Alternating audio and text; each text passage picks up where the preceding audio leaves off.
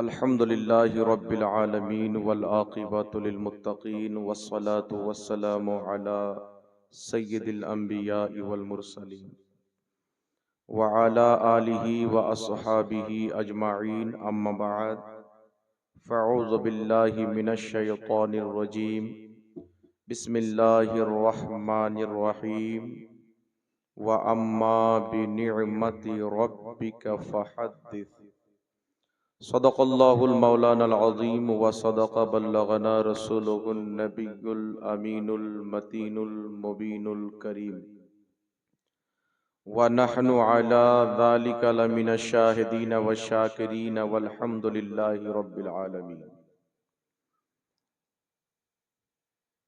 अल्हम्दुलिल्लाह, समस्त तारीफ प्रशंसा गुणगान মহান রব্বুল আলামিন ওয়াহদাহু লা শরীকের জন্য, যে আল্লাহ ব্যতীত কেউ ইবাদতের যোগ্য নয়, যে আল্লাহ ব্যতীত কেউ সাজদা পাওয়ার যোগ্য নয়, যেই মহান রব্বুল আলামিনের জাত ও সিফাতে কোনো রকমের কোনো শরীক বা অংশীদার নাই, সেই মহান রব্বুল আলামিন ওয়াহদাহু লা শরীকের অগণিতবার অসংখ্যবার শুকরিয়া আদায় করি, যিনি কুল জাহানকে সৃষ্টি করেছেন এবং নিজের সৃষ্টির মধ্যে আমাদেরকে সর্বশ্রেষ্ঠ অর্থাৎ আশরাফুল মাখলুকাত বানিয়েছেন এবং আশরাফুল আম্বিয়ার আমাদেরকে উম্মত বানিয়েছেন।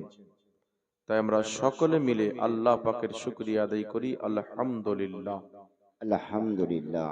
আল্লাহ তাবারাক ওয়া তাআলার হামদ ও সানার পর রাসূল আকরাম নূরে মুজাসসাম সরওয়ারে দো আলম রহমাতুল লিল আলামিন শফিউল মুজনবিন আনিসুল গারিবিন রাহাতে আশিকিন মুরাদুল মুমিনিন মক্কার সরদার মদিনার তাজদার মা আমিনার লাল আব্দুল্লাহর নয়নতারা শাফাআতের কান্ডারি রহমতের ভান্ডারি কাল কিয়ামতের কঠিন দিনে সুন্নি সহিহুল আকীদা মুসলমানদের শাফাআতকারী তাহা ওয়া ইয়াসিন সিরাজাম মুনির বশীর ও নজির আহমদে মুজতবা জনাবে মুহাম্মদুর রাসূলুল্লাহ সাল্লাল্লাহু তাআলা আলাইহি ওয়া আলিহি ওয়াসাল্লামের প্রতি অগণিতবার অসংখ্যবার দুরূদ ও সালাম বর্ষিত হোক, গর্বিত হোক। সকলে পড়ুন আল্লাহুম্মা আমিন। আল্লাহুম্মা আমিন। উপস্থিত সম্মানিত উলামায়ে কেরাম, হাজরিনে মজলিস, ইসলাম দরদি ভাই ও বাবুজিরা, পর্দার আড়ালের মা ও বোনেরা, সকলকে আমার আন্তরিক সালাম ও শুভেচ্ছা। আপনারা আমার পূর্বে নাতে রাসূল মানকাবাত শ্রবণ করলেন এবং আমার ভাই মাওলানা মুনিরুল ইসলাম সাহেবের খুব গুরুত্বপূর্ণ আলোচনা সমাপ্ত করলেন। আমি আপনাদের দয়ারে মোহাব্বতে উপস্থিত হয়েছি। আল্লাহ তাবারাক ওয়া তাআলার নিকটে তার মহান নবীর ওসিলা দিয়ে দোয়া করি যেন আল্লাহ পাক আমাকে হক বলার এবং সকলকে শুনে তার প্রতি আমল করার তৌফিক দান করেন। বলুন আল্লাহুম্মা আমিন। আল্লাহুম্মা আমিন। একবার মোহাব্বতের সহিত দুরূদ শরীফ পাঠ করুন। আল্লাহুম্মা সাল্লি আলা সাইয়্যিদিনা মাওলানা মুহাম্মদ ওয়া আলা আলি সাইয়্যিদিনা মাওলানা মুহাম্মদ। আল্লাহুম্মা সাল্লি एक बार पढ़ा कीजिए, एक बार पढ़ा कीजिए, वक्त बचाने दीजिए, फिर कल आप लोग जागिएगा ना, आज कम जागिए। बिरादर इस्लाम, আজকের জলসা এই মহিনা হচ্ছে 12ই রবিউল আউয়াল, নবী পাকের জন্মের তারিখ, নবী পাকের জন্মের মহিনার মাস। আর এই পবিত্র মাহফিলে কালকে সরকার গুলজারে মিল্লাত মাদ্দাজিল্লাহুল আলী ওয়ান নুরানি এই মাহফিলে ইনশাআল্লাহ আসবেন। আপনারা দেখলে বুঝতে পারবেন ওলি কাকে বলে। হাদিস শরীফের মধ্যে এসেছেন, যাকে দেখে আল্লাহ স্মরণে চলে আসে তাকে ওলি বলে। সুবহানাল্লাহ, সুবহানাল্লাহ। তো তিনাদের চেহারা দেখবেন তো অন্তরের ঈমান তাজা হয়ে যাবে, ব্রেন ফ্রেশ হয়ে যাবে, আল্লাহ মনে চলে আসবে। আমি আপনাদের নিকটে উপস্থিত হয়েছি তিনাদেরই ফাইজ, তিনাদেরই দোয়া যে আজ আপনাদের সম্মুখে দুটি কথার মতো যোগ্যতা আল্লাহ দান করেছেন। আমি আয়াতে কারিমা পাঠ করেছি, ওয়া আম্মা বিনি'মাতি রাব্বিকা ফাহাদ্দিস। আল্লাহ বলছেন তোমরা আমার নিয়ামতের বেশি করে চর্চা করো।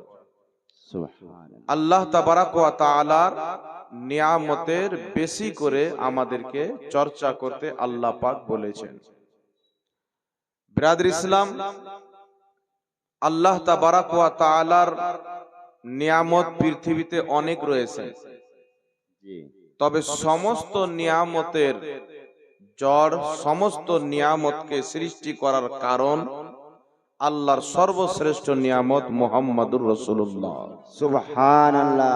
এই রাসূল সাল্লাল্লাহু আলাইহি সাল্লামকে যদি সৃষ্টি না করা হতো, কুল জাহানের কোন নিয়ামতকে আল্লাহ সৃষ্টি করত না। হাকিম আল মুস্তাদরাক আলা সহিহাইনের মধ্যে হাদিস রয়েছেন, আদম আলাইহিস সালাম আল্লাহর কাছে দোয়া করছেন, আল্লাহ তুমি আমাকে ক্ষমা করে দাও বিহাক্কে মুহাম্মাদিন, তোমার নবী মুহাম্মাদের ওসিলায়। সুবহানাল্লাহ। তো আল্লাহ বললেন, আদম তুমি আমার নবী মুহাম্মদ সাল্লাল্লাহু আলাইহি সাল্লামকে কি করে চিনলে? এখন তো আমি তিনাকে দুনিয়াতে পাঠাইনি। সুবহানাল্লাহ। তো আদম আলাইহিস সালাতু ওয়াস সালাম বলছেন, আল্লাহ তুমি যখন আমার দেহের মধ্যে আত্মা ভরেছিলে, আমি আরশের দিকে তাকিয়েছিলাম, তো আরশের গেটে লেখা ছিল লা ইলাহা ইল্লাল্লাহ মুহাম্মাদুর রাসূলুল্লাহ। তো আমি ভাবলাম যেই নাম তোমার নামের পাশে তুমি লিখেছো, তাকে অবশ্যই তুমি সবচাইতে বেশি ভালোবাসো। তো তোমার ভালোবাসার মানুষের ওসিলা দিলাম, যেন তার ওসিলাতে তুমি আমাকে ক্ষমা করে দাও। সুবহানাল্লাহ। আল্লাহ বলেছিলেন, আদম তুমি সত্য বলেছো, আমি মুহাম্মদ সাল্লাল্লাহু আলাইহি সাল্লামকে অনেক ভালোবাসি, আর সেই নবীকে যদি সৃষ্টি না করতাম, লাউলাকা লামা খালাকতুকা, আদম আমি তোমাকেও সৃষ্টি করতাম না। সুবহানাল্লাহ। ইমাম হাকিম রাহমাতুল্লাহ আলাইহি বলেন, হাদা হাদিসুন সহিহুল ইসনাদ, এই হাদিসের সনদ হচ্ছে সহিহ। ইমাম কাস্তালানী রাহমাতুল্লাহ আলাইহি মাওয়াহিবুল লাদুনিয়াতে তিনার সহিহ বলাকে সমর্থন করেছেন।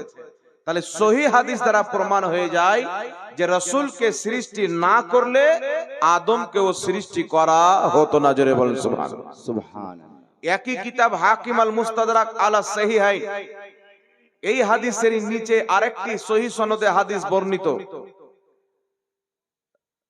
আল্লাহ পাক বলছেন, ইয়া ঈসা আমিন বে মুহাম্মাদিন, ওগো ঈসা তুমি আমার নবী মুহাম্মাদের প্রতি ঈমান নিয়ে এসো। তোমার উম্মতকে বলো, তারা যদি আমার সেই নবীর জামানা পায়, তো আমার সেই নবীর কালেমা পড়বে, সেই নবীকে সমর্থন করবে, সেই নবীর সাহায্য করবে। ঈসা বলছেন, আল্লাহ সেই নবী কি তার পরিচয় করিয়ে দাও। আল্লাহ বলছেন, ঈসা লাউলাকা লামা খালাকতুকা, আমি যদি আমার সেই নবীকে সৃষ্টি না করতাম, তোমাকে সৃষ্টি করতাম না। না, আল্লাহ বলছেন শুধু তোমাকে নয়, আমি যদি আমার সেই নবীকে সৃষ্টি না করতাম, জান্নাত সৃষ্টি করতাম না। শুধু তাই নয়, আমি যদি সেই নবীকে সৃষ্টি না করতাম, জাহান্নামকেও সৃষ্টি করতাম না। জোরে বলতে হবে সুবহানাল্লাহ। সুবহানাল্লাহ।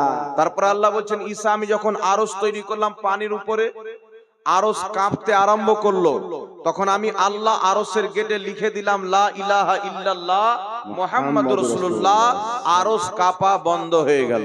সুবহানাল্লাহ। তাই আজ পর্যন্ত আমাদের মসজিদে, আমাদের মাদ্রাসার গেটে, আমাদের বাড়ি ঘরে, খাস করে মসজিদের দরজাতে লেখা থাকে লা ইলাহা ইল্লাল্লাহ মুহাম্মাদুর রাসূলুল্লাহ। জোরে বলতে হবে সুবহানাল্লাহ। সুবহানাল্লাহ।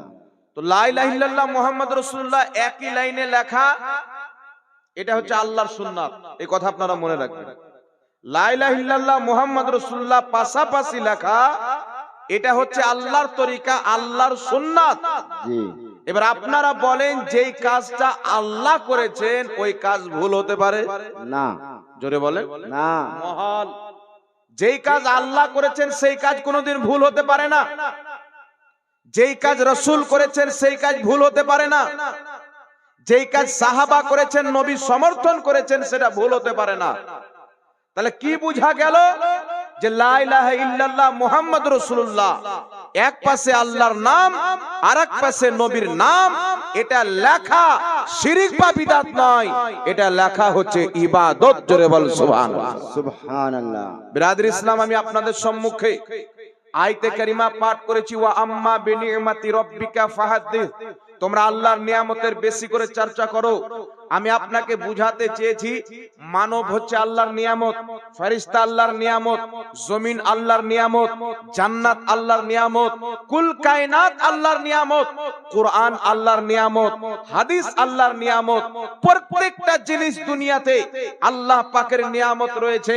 তবে আমি আপনাকে এটাই বুঝাইতে চাই, এই সমস্ত নিয়ামত যে নিজের ওয়াজুদ পেয়েছে মা আমিনার লাল মুহাম্মদ রাসূলুল্লাহর কারণে পেয়েছে। বলেন সুবহানাল্লাহ। সুবহানাল্লাহ।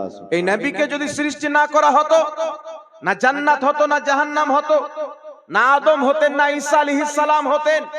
নবী মুস্তাফা হয়েছেন বলেই আদম থেকে নিয়ে ঈসা আলাইহিস সালাম পর্যন্ত প্রত্যেক পয়গম্বরকে আল্লাহ তাবারাক ওয়া তাআলা নবুয়ত দান করেছেন। তার জন্যই ইমাম ইবনে আসাকির নিজের তারিখ গ্রন্থের মধ্যে হাদিস লিখেছেন মারফু সনদে। হযরতে আব্দুল্লাহ ইবনে আব্বাস বর্ণনা করছেন, রাসূল পাক বলেছেন, জাআনি জিবরিল আলাইহিস সালাম, একদিন জিবরিল আলাইহিস সালাম আমার নিকটে অবতরণ করলেন, আমার নিকটে উপস্থিত হলেন। উপস্থিত হওয়ার পরে বলছেন, ইয়া রাসূলুল্লাহ ইন্নাল্লাহ তাআলা আযজা ওয়া জাল্লা, ইয়া রাসূলুল্লাহ নিশ্চয়ই আল্লাহ তাআলা আযজা ওয়া জাল্লা বলেন যে আমার নবীকে যদি সৃষ্টি না করতাম আমি আল্লাহ কুল কায়নাতকে সৃষ্টি করতাম না। তাই যুগ শ্রেষ্ঠ ইমাম মোল্লা আলী কারি নিজের কিতাব শারহুস সিফার মধ্যে লিখতেছেন, নবীকে যদি সৃষ্টি না করা হতো কুল কায়নাতের কিছুই সৃষ্টি করা হতো না। এটাই হচ্ছে সহি কথা। ইমাম আজলুনি রাহমাতুল্লাহ আলাইহি নিজের কিতাব কাশফুল খাফার মধ্যে লিখতেছেন, নবীকে সৃষ্টি না করা হলে কুল কায়নাত সৃষ্টি করা হতো না। এটাই হচ্ছে বিশুদ্ধ কথা। তাই আলা হযরত ইমামে আহলে সুন্নাত মুজাদ্দিদে দ্বীন ও মিল্লাত ইমাম আহমদ রাজা খা ফাজিলে বরেলভী আহলে সুন্নাতের ইমাম যখন দেখলেন হাদিসের কথা, নবীকে সৃষ্টি না করলে কিছুই সৃষ্টি করা হতো না, মুহাদ্দিসদের আকীদা নবীকে সৃষ্টি না করলে কিছুই সৃষ্টি করা হতো না, ইমাম আহলে সুন্নাত আলা হযরত হাদিসের আকীদা বয়ান করতে গিয়ে বলছেন, वो जो ना थे तो कुछ ना था, वो जो ना हो तो कुछ ना हो, जान है वो जहान की, जान है तो जहान है। সুবহানাল্লাহ। সুবহানাল্লাহ। তাই ব্রাদার ইসলাম, আমার বুঝানোর উদ্দেশ্য হচ্ছে আজ আপনি পিতামাতার মাধ্যমে দুনিয়াতে এসেছেন, এটা মনে করিয়েন না মা বাপের কারণেই চলে এসেছেন। আপনাকে সৃষ্টি করা হয়েছে, কুল কায়নাতকে সৃষ্টি করা হয়েছে মুহাম্মদ রাসূলুল্লাহর ওসিলায়, মুহাম্মদ রাসূলুল্লাহর সাদকাতে তৈরি করা হয়েছে। তিনাকে সৃষ্টি না করলে জমিন আসমান কুল কায়নাত সৃষ্টি করা হতো না। যার কারণে আমরা আহলে সুন্নাত ওয়াল জামাত সারা পৃথিবীতে বাচ্চা জন্ম নিলে আমরা আনন্দ প্রকাশ করি, মেয়ে জন্ম নিলে আনন্দ প্রকাশ করি, চাকরি লেগে গেলে আনন্দ প্রকাশ করি, কোনো খাস নিয়ামত পেয়ে গেলে আনন্দ প্রকাশ করি, নতুন গাড়ি কিনে নিলে আনন্দ প্রকাশ করি। কিন্তু সারা পৃথিবীর আনন্দ যেই মুস্তাফার কদমে কুরবান, সেই মুস্তাফার আগমনের আনন্দ, নবীর জন্মের তারিখ 12ই রবিউল আউয়ালে করি। জোরে বল সুবহানাল্লাহ। সুবহানাল্লাহ। সুবহানাল্লাহ। সমস্ত খুশি, সমস্ত আনন্দ নবী মুস্তাফার কদমে কুরবান। এই রাসূল যদি না আসতেন আনন্দ পাওয়া যেত না, এই রাসূল যদি না আসতেন পৃথিবী ওজুদে আসতো না। যেই রাসূলের কারণে সারা কুল কায়নাত পেয়েছি, ওই রাসূলের আগমনে খুশি হতে হবে কি হবে না? হবে। আর জোরে বলতে হবে বাবা। হবে। অবশ্যই খুশি হতে হবে। আজ আমরা আহলে সুন্নাত ওয়াল জামাত নবী মুস্তাফার জন্মের দিনে মিলাদুন নবী পালন করি। জোরে বলতে হবে বাবা। পালন করি কি করি না? আমরা রাসূলুল্লাহর আগমন দিবসে ঈদে মিলাদুন নবী পালন করি। পৃথিবীতে কিছু দাড়ি টুপিওয়ালা গাঁজাখোর বেরিয়েছে, জি। এরা মানুষকে বলতে চায় যে ঈদ হলো দুটা, ঈদুল ফিতর, ঈদুল আজহা। ঈদ মিলাদুন নবী কোথায় থেকে আসলো? ঈদুল ফিতরের নামাজ 2 রাকাত, ঈদুল আজহার নামাজ 2 রাকাত, 6 তাকবীরের সহিত। তো ঈদ মিলাদুন নবীর নামাজ কই? ঈদ মিলাদুন নবীর নামাজ কই? ঈদ তো দুটাই, ঈদুল আজহা, ঈদুল ফিতর। কিন্তু এটা শরীয়তের আকীদা নয়, এটা হচ্ছে ইহুদি খ্রিস্টানদের আকীদা। জি। দুটো ঈদ, এটা ইহুদি খ্রিস্টানের আকীদা হতে পারে। মুসলমানের আকীদা হলো একজন মুমিনের জন্য বছরে 365 দিন হলো ঈদের দিন। সুবহানাল্লাহ। এখন আমি আপনাকে প্রুফ দিয়ে দেব, একটু লক্ষ্য করে শুনবেন বাবা। সর্বপ্রথম যারা বলতে চায় বাংলাদেশে কিছু গাধা মৌলবি বসে যে এইভাবে ঘুমটা দিয়ে, এইভাবে ঘুমটা দিয়ে বসছে আর পরিচয় দিচ্ছে যে আমরা নবীর সুন্নাত নিই, ইহুদির সুন্নাত নিই। জি উঠান বুখারী শরীফ, সাহাবায়ে কেরাম বলছেন বদরের যুদ্ধতে যে ইহুদিরা লড়াই করতে এসেছিল মুসলমানদের সাথে, তাদের মাথাতে ঘুমটা ছিল। জি উঠান মুসলিম শরীফ, হযরতে আনাস মেম্বারে উঠেছেন বক্তব্য দেওয়ার জন্য। হযরতে আনাস দেখছেন অনেক সাহাবী মাথায় ঘুমটা দিয়ে এসেছেন।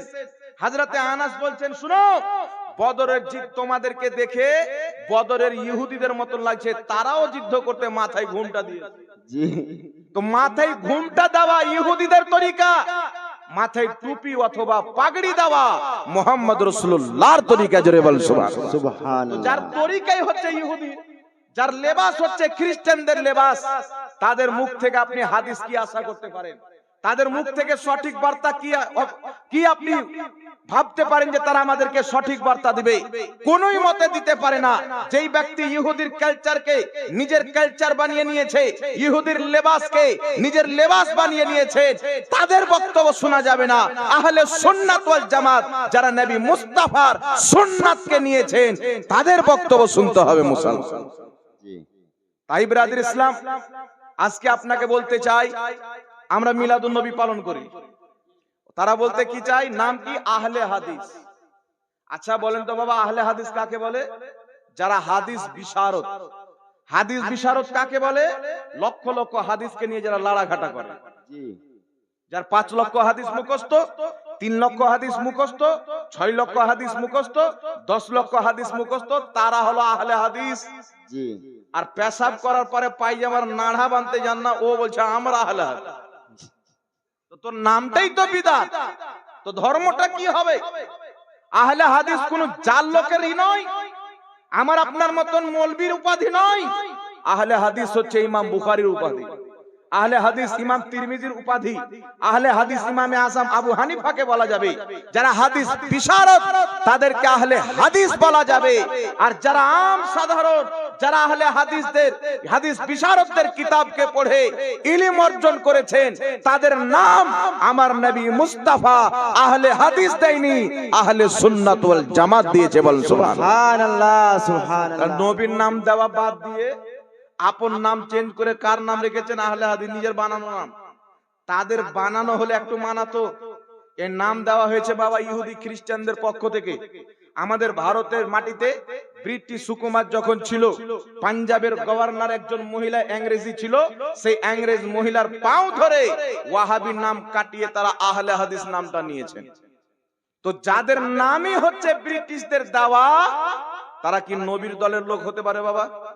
আরে জোরে বলতে হবে। না নবীর দলের লোক হতে পারে না। এখন আমি আপনাকে বলতে চাই, আমার নবী যদি বলে বছরে অনেক ঈদ, আর কেউ যদি বলে দুটোই ঈদ, নবীর পক্ষে হলো না বিপক্ষে হলো? বিপক্ষে। লামাযাবি নাম আহলে হাদিস বলতে চাই যে দুটোই ঈদ, ঈদুল ফিতর, ঈদুল আযহা। আর নবী বলছেন আল জুমআতু ঈদুল লিল মুমিনিন, প্রত্যেক জুমা হচ্ছে মুসলমানদের জন্য ঈদ। ঈদ। আরে জোরে হবে না সুবহানাল্লাহ? সুবহানাল্লাহ। প্রত্যেক জুমা মুসলমানদের জন্য ঈদ। তো বছরে কম করে 52টি জুমা আছে, তাহলে কি বোঝা গেল? এই দুটি দিন বাদ দিয়ে 52টি ঈদের দিন আমার নবী দিয়েছেন। সুবহানাল্লাহ। জোরে বলতে হবে সুবহানাল্লাহ। তাহলে যেই ব্যক্তি বলতে চাই, ঘুমটাওয়ালা মৌলবী বলতে চাই যে দুটোই ঈদ রয়েছেন, তাহলে তার কথাটা সঠিক হল না বেঠিক? বেঠিক। নবীর হাদিসের খেলাফ, তাই এদের বক্তব্য শোনা হারাম। বক্তব্য তাদের শুনতে হবে যারা নবীর হাদিস মোতাবিক ফতোয়া দিবে। বলেন সুবহানাল্লাহ। সুবহানাল্লাহ। এখন আপনাদেরকে বলতে চাই, ঈদের দিন কটা? জুমার দিন ঈদ। জুমার দিন ঈদ হওয়ার কারণটি কি? জুমার দিন ঈদ হওয়ার কারণ হচ্ছে ইবনে মাজাহ শরীফ, রাসূল পাক বলছেন জুমার দিন হচ্ছে সমস্ত দিনের সরদার জি এবং মুসলমানদের জন্য ঈদের দিন। নবী আমার কারণ কয়েকটি বয়ান করেছেন, তার মধ্যে একটি কারণ নবী বয়ান করছেন ফিহি খুলিকা আদম। জুমার দিন এই জন্য ঈদের দিন যে এই দিনে আদমকে সৃষ্টি করা হয়েছে। সুবহানাল্লাহ।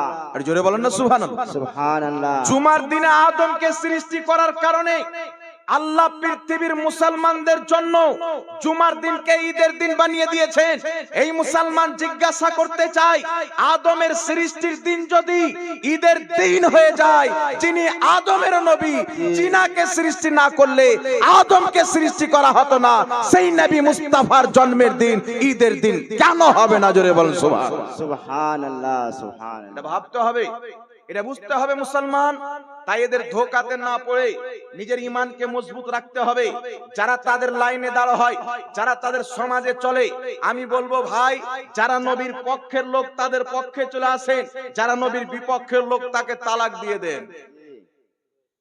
যতই বড় জ্ঞানী হোক, যতই বড় মাস্টার ডাক্তার হোক, আপনি যদি কোনো মাস্টার ডাক্তারকে অনুসরণ করেন, যে ডক্টর পথভ্রষ্ট হয়ে গেছে, তাকে যদি আপনি অনুসরণ করেন, আপনি ঈমান বাঁচাতে পারবে না। আজকে আমার বিষয় হচ্ছে ঈমান, আজকে আমার বিষয় হচ্ছে আকীদা। আর আমি এটা চ্যালেঞ্জ করে বলতে পারি, এই পৃথিবীর মাটিতে যাদের আকীদা খাজা গরিব নওয়াজের আকীদার সাথে মিলে, যাদের আকীদা আব্দুল কাদের জিলানী গৌসে আজমের সাথে মিলে, যাদের আকীদা ইমামে আজম আবু হানিফার সাথে মিলে, যাদের আকীদা কারবালার ইমামে হুসাইনের সাথে মিলে, যাদের আকীদা মক্কা মদিনার আবু বকর সিদ্দিকের সাথে মিলে, যাদের আকীদা নবী মুস্তাফার দেওয়া আকীদা, তাদের নাম হলো আহলে সুন্নাত ওয়াল জামাত। সুবহানাল্লাহ। আজকে তারাই হচ্ছে সুন্নি, আজকে তারাই হচ্ছে আহলে সুন্নাত ওয়াল জামাত। আমি আপনাকে বলতে চাই মুসলমান, ঈদ শুধু দুটোই নয়, মুসলমানের প্রত্যেকটি দিন হচ্ছে ঈদের দিন। কেমন করে ঈদের দিন? আপনার সম্মুখে বলতে চাই, ইমাম ইবনে রজব হাম্বলি রাহমাতুল্লাহ আলাইহি একটি কিতাব লিখেছেন, যেই কিতাবটি বেইরুত লেবানন থেকে ছাপা হয়েছে। সেই কিতাবটির নাম হলো লাতায়েফুল মাআরিফ। সেই কিতাবের মধ্যে লিখতেছেন, কুল্লু ইয়াউমিন কানা লিল মুসলিমিনা ঈদান, প্রত্যেক দিন হচ্ছে মুসলমানের জন্য ঈদের দিন। সুবহানাল্লাহ। আর জোরে বলতে হবে সুবহানাল্লাহ। সুবহানাল্লাহ। প্রত্যেক দিন হচ্ছে মুসলমানের জন্য ঈদের দিন। কারণ কি? তিনি কারণ বয়ান করছেন, এমন কোন দিন যায় না মুসলমান আল্লাহকে স্মরণ করে না, এমন কোন দিন যায় না মুসলমান নবীকে স্মরণ করে না। যেই দিন মুসলমান আল্লাহকে স্মরণ করবে, সেই দিন তার জন্য ঈদের দিন। 12ই রবিউল আউয়ালে মুস্তাফার স্মরণে যেই মুসলমান মুস্তাফাকে স্মরণ করে মিলাদুন নবী পালন করে, 12ই রবিউল আউয়ালও তাদের জন্য ঈদের দিন। জোরে বল সুবহানাল্লাহ। সুবহানাল্লাহ, সুবহানাল্লাহ। শুধু ঈদের দিন বলি না, আমরা নবী মুস্তাফার আগমনকে সর্বশ্রেষ্ঠ খুশির দিন বলি। ঈদ মানে খুশি, সর্বশ্রেষ্ঠ খুশি। নবীর আগমনের খুশির সামনে ঈদুল ফিতরের খুশির কোনো হাইসিয়াত, নবীর আগমনের খুশির সামনে ঈদুল আজহার খুশির কোনো হাইসিয়াত। আমি একটা বুখারী শরীফের হাদিস শোনাই। বুখারী শরীফের মধ্যে হাদিস রয়েছেন, হাকিম আল মুস্তাদরাক আলা সাহিহানের মধ্যে হাদিস রয়েছেন। সাহাবী রাসূল বলেন, যেই দিন নবী পাক সাল্লাল্লাহু আলাইহি সাল্লাম মক্কা থেকে হিজরত করে মদিনা শরীফ এসেছেন, সেই দিন মদিনা শরীফের সর্বশ্রেষ্ঠ খুশির দিন। সুবহানাল্লাহ। সেই দিনের মতন খুশির দিন সৃষ্টি দুনিয়া থেকে নিয়ে কিয়ামত পর্যন্ত হবে না, যেই দিন নবী মক্কা থেকে মদিনা গিয়েছে। তো যেই দিন নবী মক্কা থেকে মদিনা গিয়েছেন, সেই দিন যদি মদিনাবাসীর জন্য ঈদুল ফিতর চাইতে আলা হয়ে যায়, ঈদুল আজহা চাইতে আলা হয়ে যায়, যেই দিন নবী মুস্তাফা আল্লাহর পক্ষ থেকে পৃথিবীর পক্ষে এসেছেন, সেই দিন হচ্ছে সমস্ত দিনের উপরে ভারী। জোরে বল সুবহানাল্লাহ। নারায়ে তাকবীর, নারায়ে তাকবীর, নারায়ে রিসালাত, উলামায়ে আহলে সুন্নাত, মাসলাকে আলা হযরত। তো নবী মুস্তাফার আগমনের দিন শুধু ঈদ নয়, ফুকাহায়ে কিরাম মুহাদ্দিসিনে কিরাম বলছেন যে লাইলাতুল কদরের উপরেও ভারী। এর আমি বক্তব্য দিচ্ছি না, কেউ যদি ফতোয়া লাগাতে চায় যে লাইলাতুল কদর চাইতেও ভারী বলে দিল, তো আমার উপরে লাগাইও না। আমি রেফারেন্স দিচ্ছি, ওই ইমামদের উপরে ফতোয়া লাগাও, তোমাদেরও রুটি শাকা বন্ধ হয়ে যাবে। কে বলেছেন? শুনেন, বিশ্ববিখ্যাত ইমাম ইমাম আলুসি রাহমাতুল্লাহ আলাইহি তাফসিরে রুহুল মাআনির মধ্যে লিখেছেন। ইমাম জুরকানি রাহমাতুল্লাহ আলাইহি শারা মাওয়াহিবুল্লাহ দুনিয়ার মধ্যে লিখেছেন। ইমামুল ফুকাহা ইমাম ইবনে আবিদিন শামী রাহমাতুল্লাহ আলাইহি ফাতাওয়া শামীর মধ্যে লিখেছেন, রেফারেন্স তিনটা দিলাম, আমার জানা মতে 7টি কিতাবের মধ্যে এই বক্তব্যটি রয়েছে। তিনারা বলতেছেন আন্না আফজালাল লায়ালি লাইলাতু মাউলিদিহি, নিশ্চয় দুনিয়াতে যত ফজিলতপূর্ণ রাত্রি রয়েছে তার মধ্যে সর্বশ্রেষ্ঠ রাত্রি নবী মুস্তাফার মিলাদের রাত। জোরে বলুন সুবহানাল্লাহ। সুবহানাল্লাহ সুবহানাল্লাহ। জোরে হবে না সুবহানাল্লাহ বাবা? সর্বশ্রেষ্ঠ রাত হচ্ছে কার? নবীর জন্মের রাত, সুম্মা লাইলাতুল কদর, তারপরে কদর রাত, তারপরে বারাতের রাত, তারপরে আপনার মিরাজের রাত। এইভাবে তিনারা লিস্ট কায়েম করে দিলেন। কেন সর্বশ্রেষ্ঠ রাত্রি বললেন? তিনারা বলছেন শুনো, আল্লাহ কুরআন পাকের মধ্যে বলেছেন ইন্না আনজালনাহু ফি লাইলাতিল কদরি ওয়া মা আদরাকা মা লাইলাতুল কদরি লাইলাতুল কদরি খায়রুম মিন আলফি শাহর। আল্লাহ বলছেন এই লাইলাতুল কদর হাজার মাসের চাইতে উত্তম। উত্তম হওয়ার কারণ কি? এই রাত্রিতে কোরআন অবতীর্ণ হয়েছে। ফুকাহায়ে কেরাম বলছেন শুনো, যেই রাত্রিতে কোরআন অবতীর্ণ হয়েছে সেই রাত্রি যদি হাজার মাসের চাইতে উত্তম হয়, যেই 12ই রবিউল আউয়ালে কোরআনওয়ালা নবী মুস্তাফা এসেছে ওই রাত্রি লাইলাতুল কদরের উপর। সুবহানাল্লাহ সুবহানাল্লাহ। मगर समझ वाले को समझ में आएगी बात। সেই রাত্রি লাইলাতুল কদরের উপরও ভারী, কারণ মুস্তাফা না আসতেন তো কদর আসতো না, মুস্তাফা না আসলে বারাত আসতো না, মুস্তাফা না আসলে মেরাজ হতো না, মুস্তাফা না আসলে কুরআন আসতো না, মুস্তাফা না আসলে রমজান আসতো না, মুস্তাফা না হলে জিবরিল হতো না, মুস্তাফা না হলে আল্লাহকে কেউ চিনতে পারতো না। সুবহানাল্লাহ আর জোরে হবে কি হবে না সুবহানাল্লাহ। সুবহানাল্লাহ? ওয়াহাবির একটা পুঁজি আর রয়েছেন বাবা, এই ওয়াহাবিদের একটা পুঁজি, আর পুঁজিটা কি? পুঁজি হচ্ছে তারা বলতে চায় মুসান্নাফে আব্দুর রাজ্জাকের মধ্যে হাদিস, রাসূল পাক বলছেন লা তাত্তাখিযু শাহরান ঈদা ওয়ালা তাত্তাখিযু ইয়াওমান ঈদা, তোমরা কোন মহিনাকে, তোমরা কোন দিনকে ঈদ বানাও না। তো বলছে 12ই রবিউল আউয়ালকে তোমরা ঈদ বানিয়েছো, তো 12ই রবিউল আউয়ালকে আমরা কেন ঈদ বানাবো রে বাবা?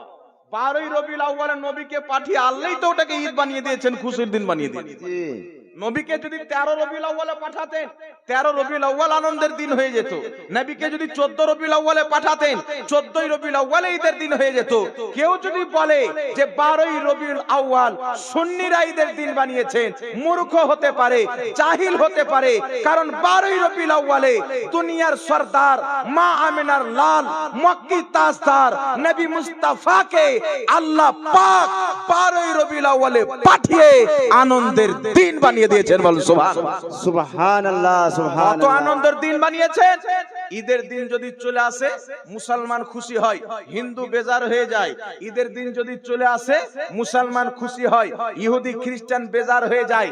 জুমার দিনে মুসলমান খুশি হয়, অমুসলিম বেজার হতে পারে। কিন্তু 12ই রবিউল আউয়াল যেই দিন নবী জন্মগ্রহণ করবেন, আল্লাহ খুশি, ফেরেশতা খুশি, সমুদ্রের মাছ খুশি, পাহাড় পর্বত খুশি, নদী নালা খুশি।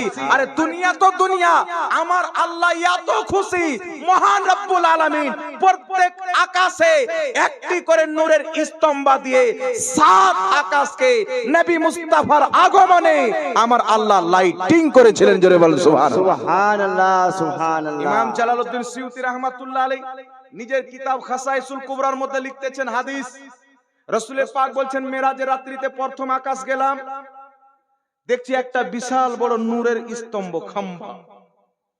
দ্বিতীয় আকাশে গেলাম আরেকটি খাম্বা, তৃতীয় আকাশে গেলাম আরেকটি খাম্বা। প্রত্যেক আকাশে নবী আমার একটি করে স্তম্ভ দেখছেন, খাম্বা। নবী বলছেন জিবরিল এই খাম্বাগুলো কিসের? জিবরিল বলছেন ইয়া রাসূলুল্লাহ আপনি জানেন না? যেই দিন আল্লাহ আপনাকে দুনিয়াতে পাঠাবে প্রত্যেক আকাশে একটি করে খাম্বা দিয়ে 7 আকাশকে লাইটিং করেছিলেন। সুবহানাল্লাহ। নবী মুস্তাফাকে পাঠানোর খুশিতে যদি আল্লাহ লাইটিং করে, নবী মুস্তাফাকে পাওয়ার খুশিতে মুসলমান লাইটিং করবে। জোরে বলুন সুবহানাল্লাহ। সুবহানাল্লাহ। আর যে মুসলমানই না সে কি করবে? সে তো জ্বলবে। আবার কিছু ডুপ্লিকেট মাল বেরিয়েছে, রংবাজ, কিটকিটি না কি বলে গিরগিট্টি, এরা বলতে চাই যে হুজুর 12ই রবিউল আউয়ালে নবী জন্মগ্রহণ করেছেন, 12ই রবিউল আউয়ালে ইন্তিকাল করেছেন। বলে কি বলে না বাবা? তো তোমরা খুশিটা নিচ্ছ জন্মর, ইন্তিকালের দুঃখটা কেন নিচ্ছ না? তো আমরা সুন্নিরা খুশি নিয়েছি, তোমরা বহু বেটিকে নিয়ে একদিন কানো তো দেখি 12ই রবিউল আউয়াল। জি। তো দুটার মধ্যে তোমরা তো কোনোটাই লাও না, কি বলেন বাবা? দুটার মধ্যে তোমরা তো কোনোটাই লাওনি। না কান্না করছো আর না খুশি করছো, তোমাদের পিতা ইবলিসের মতন টিটকারি মারছো, লাল মরিচ লেগে যায়, লাগে কি লাগে না বাবা? বলছে এই দিনে নবী এলো, এই দিনে নবী গিয়েছেন। সর্বপ্রথম মনে রাখবেন, নবী 12ই রবিউল আউয়ালে জন্মগ্রহণ করেছেন, আল বিদায়া ওয়ান নেহার মধ্যে সহিহ হাদিস। আর নবী 12ই রবিউল আউয়ালে ইন্তিকাল করেছেন, ইমাম বদরুদ্দিন আইনি বুখারী শরীফের সারা উমদাতুল কারির মধ্যে লিখছে জাল হাদিস। কথা বলছেন, নবী 12ই রবিউল আউয়ালে জন্মগ্রহণ করেছেন, কথাটি জাল। নবী 12ই রবিউল আউয়ালে জন্মগ্রহণ করেছেন, এই হাদিসটি সহিহ।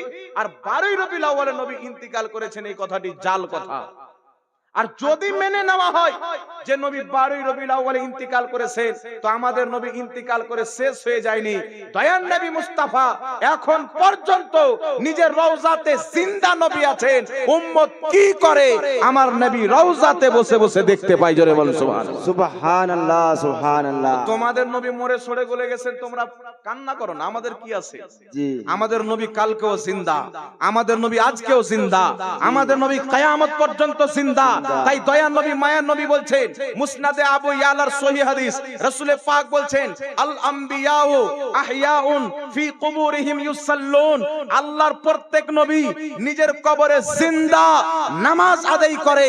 তাই বেরেলির সরতাজ নবী মুস্তাফার দেওয়া আকীদা সুন্নিদেরকে দিতে গিয়ে বলছেন, তু জিন্দা হে ওয়াল্লাহ, তু জিন্দা হে ওয়াল্লাহ, মেরে চশমে আলম সে ছুপ জানে ওয়ালে। সুবহানাল্লাহ, সুবহানাল্লাহ। বেরেলির আলা হযরত নবীর আকীদা দিয়েছেন, তাই ওয়াহাবি বলছেন বিদাতি। জি, সাহাবার আকীদা দিয়েছেন, তাই বলছেন বিদাতি। আলা হযরত বলছেন, আমাকে বিদাতি বলো পরোয়া নাই, আমাকে মুশরিক বলো পরোয়া নাই। আমি আহমদ রাজার জন্ম নিয়েছি, নবী মুস্তাফার দেওয়া আকীদা মানুষের কলবে ভরে দিব। আহমদ রাজা যখন নবী মুস্তাফার দেওয়া আকীদা মুসলমানের কলবে ভরেছেন, পৃথিবীর মানুষ বলে উঠেছেন, তালদি কলব মে আজমতে মুস্তাফা সৈয়দি আলা হযরত পে লাখো সালাম। একজোড়ে হবে না বাবা সুবহানাল্লাহ? সুবহানাল্লাহ। ভাই ব্রাদার ইসলাম, একটা কথা মনে রাখবেন, নবী জন্ম নিয়েছেন 12ই তারিখে, কিন্তু 12 তারিখে ইন্তিকাল করেননি। এটা জাল কথা, ইমাম বদরুদ্দিন আইনি বলছেন, আমি বলছি না। জি, কেউ যদি ফতোয়া লাগাতে চায় ইমামদের উপরে লাগাবে, জি, বহু বেটি সব তালাক হয়ে যাবে। না কি বলেন বাবা? জাহাঙ্গীর মৌলভীকে কিছু বলে দিলে তালাক না হোক, বড় বড় ইমামদেরকে যদি ফতোয়া লাগিয়ে দেয়, শিরকের ফতোয়া লাগিয়ে দেয়, তাহলে বউ থাকবে বাবা? না, কোন ইমাম কোন মুসলমানকে যদি শিরকের ফতোয়া দেয়, বউটা যাবে কি যাবে না? যাবে। বউ যখন তালাক হয়ে গেল, তো বাচ্চা কাচ্চা হালাল হবে, হারাম। সবটাই চলে যাবে। তাই ব্রাদার ইসলাম, 12ই রবিউল আউয়াল ঈদে মিলাদুন নবী, মিলাদুন নবী পালন করা নবীর সুন্নাত। এতদিন মুস্তাহাব বলতাম, এখন তো সুন্নাত পেয়েছি আমি। জি, কারণ যেই কাজটা নবী করেছেন সেটা করা সুন্নাত। আমার নবী মিলাদুন নবী পালন করেছেন, মিলাদুন নবী পালন করা নবীর সুন্নাত। আপনাকে দলিল দিয়ে দিচ্ছি, বলে চলে যাব। ইসলামের আকীদা কি আর ইহুদি খ্রিস্টান দিয়েছে কি? এখন এরা বলতে চাই নামধারী লামাযহাবী আহলে হাদিস, নাউজুবিল্লাহ। যতবার আহলে হাদিস বলবো আমি, রাত্রে কমসে কম 100 বার তওবা করে ঘুমাবো। এই জন্য বলছি যেন মানুষ বুঝতে পারে, এরা আহলে হাদিস, এরা তো মুসলমানই নয়, তো আহলে হাদিস কি করে হতে পারে? জি, আহলে হাদিস হওয়ার জন্য তো মুসলমান হতে হবে। এখন একটু লক্ষ্য করে শুনেন, মিলাদুন নবী পালন করা যাবে কি যাবে না? মিলাদুন নবী মানে নবীর জন্মদিন। কিছু লোক বেরিয়েছে, তারা বলতে চায় যেমন খ্রিস্টানরা ঈসা নবীর জন্মদিন পালন করে, তাদের দেখে দেখে মুসলমানরা আমাদের নবীরও জন্মদিন পালন করতে লেগেছে। এই কথা বলে কি বলে না বাবা? আমি সমস্ত লামাযহাবীকে বলবো যে তোমরা যদি মুনাফিক না থাকো, ফতোয়া যদি তোমাদের এক থাকে, তো আমি মিলাদুন নবী কে কে পালন করেছেন বয়ান করছি, আর তুমি খ্রিস্টানের ফতোয়া লাগাও। উঠান মুসলিম শরীফ, শরীয়তের মাসলা হলো মিলাদুন নবী শুধু নয়, জন্মদিন পালন করা জায়েজ, আবার জন্মদিন পালন করা না জায়েজ। জন্মদিন পালন যদি শরীয়ত অনুযায়ী হয় জায়েজ, জন্মদিন পালন করা যদি শরীয়তের খেলাফ হয় না জায়েজ। তো জন্মদিন পালন করা কিন্তু জায়েজ আছে। কেন জায়েজ হলো? দয়ার নবী মায়ার নবী প্রত্যেক সোমবার রোজা রাখছেন, মুসলিম শরীফের হাদিস। প্রত্যেক সোমবার রোজা রাখছেন। সাহাবা জিজ্ঞাসা করছেন, ইয়া রাসূলুল্লাহ, আপনি প্রত্যেক সোমবারে রোজা কেন রাখেন? রাসূলে পাক বলছেন, ফিহি ওয়ালিদতু, এই দিনে আমি জন্মগ্রহণ করেছিলাম, আমি রোজা রেখে আমার জন্মদিন পালন করছি। জোরে বলেন সুবহানাল্লাহ। সুবহানাল্লাহ, সুবহানাল্লাহ। তাহলে কি বুঝা গেল বাবা? রোজা রেখে জন্মদিন পালন করা জায়েজ নয়, শুধু নবীর সুন্নাত। এখন ওয়াহাবি বলবে, হুজুর রোজা রেখে জন্মদিন পালন করা নবীর সুন্নাত, কিন্তু আপনারা সুন্নিরা তো সিন্নি খান। এটাও ভাগ্যের ব্যাপার। আমরা সিন্নি খাই, তোমাদের তো গরুর মুখ পান করা যায়, তোমরা ওটা পান করো, জি এটা তো ভাগ্যের ব্যাপার। ওয়াহাবি বলতে যারা মাজারের খাসি খায়, এরা মাজারের মুরগা খায়, এরা সিন্নি খায়। আরে পাগলা, এটা ভাগ্যের ব্যাপার। সুন্নিদের কপালে আল্লাহওয়ালাদের দরবারে বরকতময় খাসির খাবার, জি মুরগার খাবার, বরকতময় ফাতিহার সিন্নি। আর তোমাদের কপালে কি? তোমাদের আব্বার কিতাব ওয়াহিদুজ্জামা নিজের কিতাব হাদিয়াতুল মাহাদির মধ্যে লিখছেন, যত পশু পাখির মাংস খাওয়া হালাল, তার পেশাব পাখানাও পাক। নাউজুবিল্লাহি মিন তো মুরগা আমাদের কপালে, মুরগার গু তো ওদের কপালে, জি নাকি বলেন? মুরগা আমাদের নসিবে, মুরগার গু তোমাদের নসিবে। তো আমরা হালাল খানেওয়ালা, তোমরা নাপাক খানেওয়ালা। তো তোমরা কেন সিন্নি খাবে? যার ঠোঁটে মুরগার গু লেগে গেছে ও সিন্নি খাবে বাবা? না এদের একজন মৌলবি, এখন বলতে লজ্জা লাগছে, না বললে হয় না, এদের একজন মৌলবি ফাতোয়া দিচ্ছে, আমার মোবাইল আছে, যে মানুষের বীর্য পাক, খেলে খেতেও পারে। নাউজুবিল্লাহি মিন যালিক জোরে বলেন না নাউজুবিল্লাহ। নাউজুবিল্লাহ এটা কাদের ফাতোয়া বাবা? এটা ইসলামের ফাতোয়া নয়, এটা ইহুদি খ্রিস্টানদের ফাতোয়া। আজ যে আহলে হাদিস দল দেখছেন, এটা দেখতে মুসলমান, প্রকৃত এদের হাকিকত হচ্ছে এরা ইহুদি খ্রিস্টানদের দালাল। মুসলমান সেজে মানুষের ঈমানকে নষ্ট করে। তাই বিরাদের ইসলাম, মিলাদুন নবী শুনেন, একটু লক্ষ্য করে শুনেন। আমার নবী রোজা রেখে পালন করেছেন। প্রশ্ন হলো, দয়ার নবী মায়ার নবী রোজা রেখে মিলাদুন নবী পালন করেছেন, আপনারা বিরিয়ানি কেন রান্না করেন, পোলাও কেন রান্না করেন, মাংস ভাত কেন রান্না করেন, খিচুড়ি কেন রান্না করেন? এই জন্য আমি বলি, যেখানে জ্ঞান থাকে ওয়াহাবি থাকে না, যেখানে ওয়াহাবি থাকে জ্ঞান থাকে না। এদেরকে যখন আল্লাহ দুনিয়াতে পাঠালেন, একটু যখন বড় হলো, এদের মগজকে বের করে ব্রেনে গোবর ভরে দিল। জি ব্রেনে গোবর কেন ভরা আছে শুনেন। মুসান্নাফে আব্দুর রাজ্জাকের মধ্যে হাদিস, মুসনাদে বাজ্জারের মধ্যে হাদিস, তাহজিবুত তাহজিবের মধ্যে হাদিস, মাজমাউজ জাওয়াইদের মধ্যে বিশুদ্ধ সনদে হাদিস।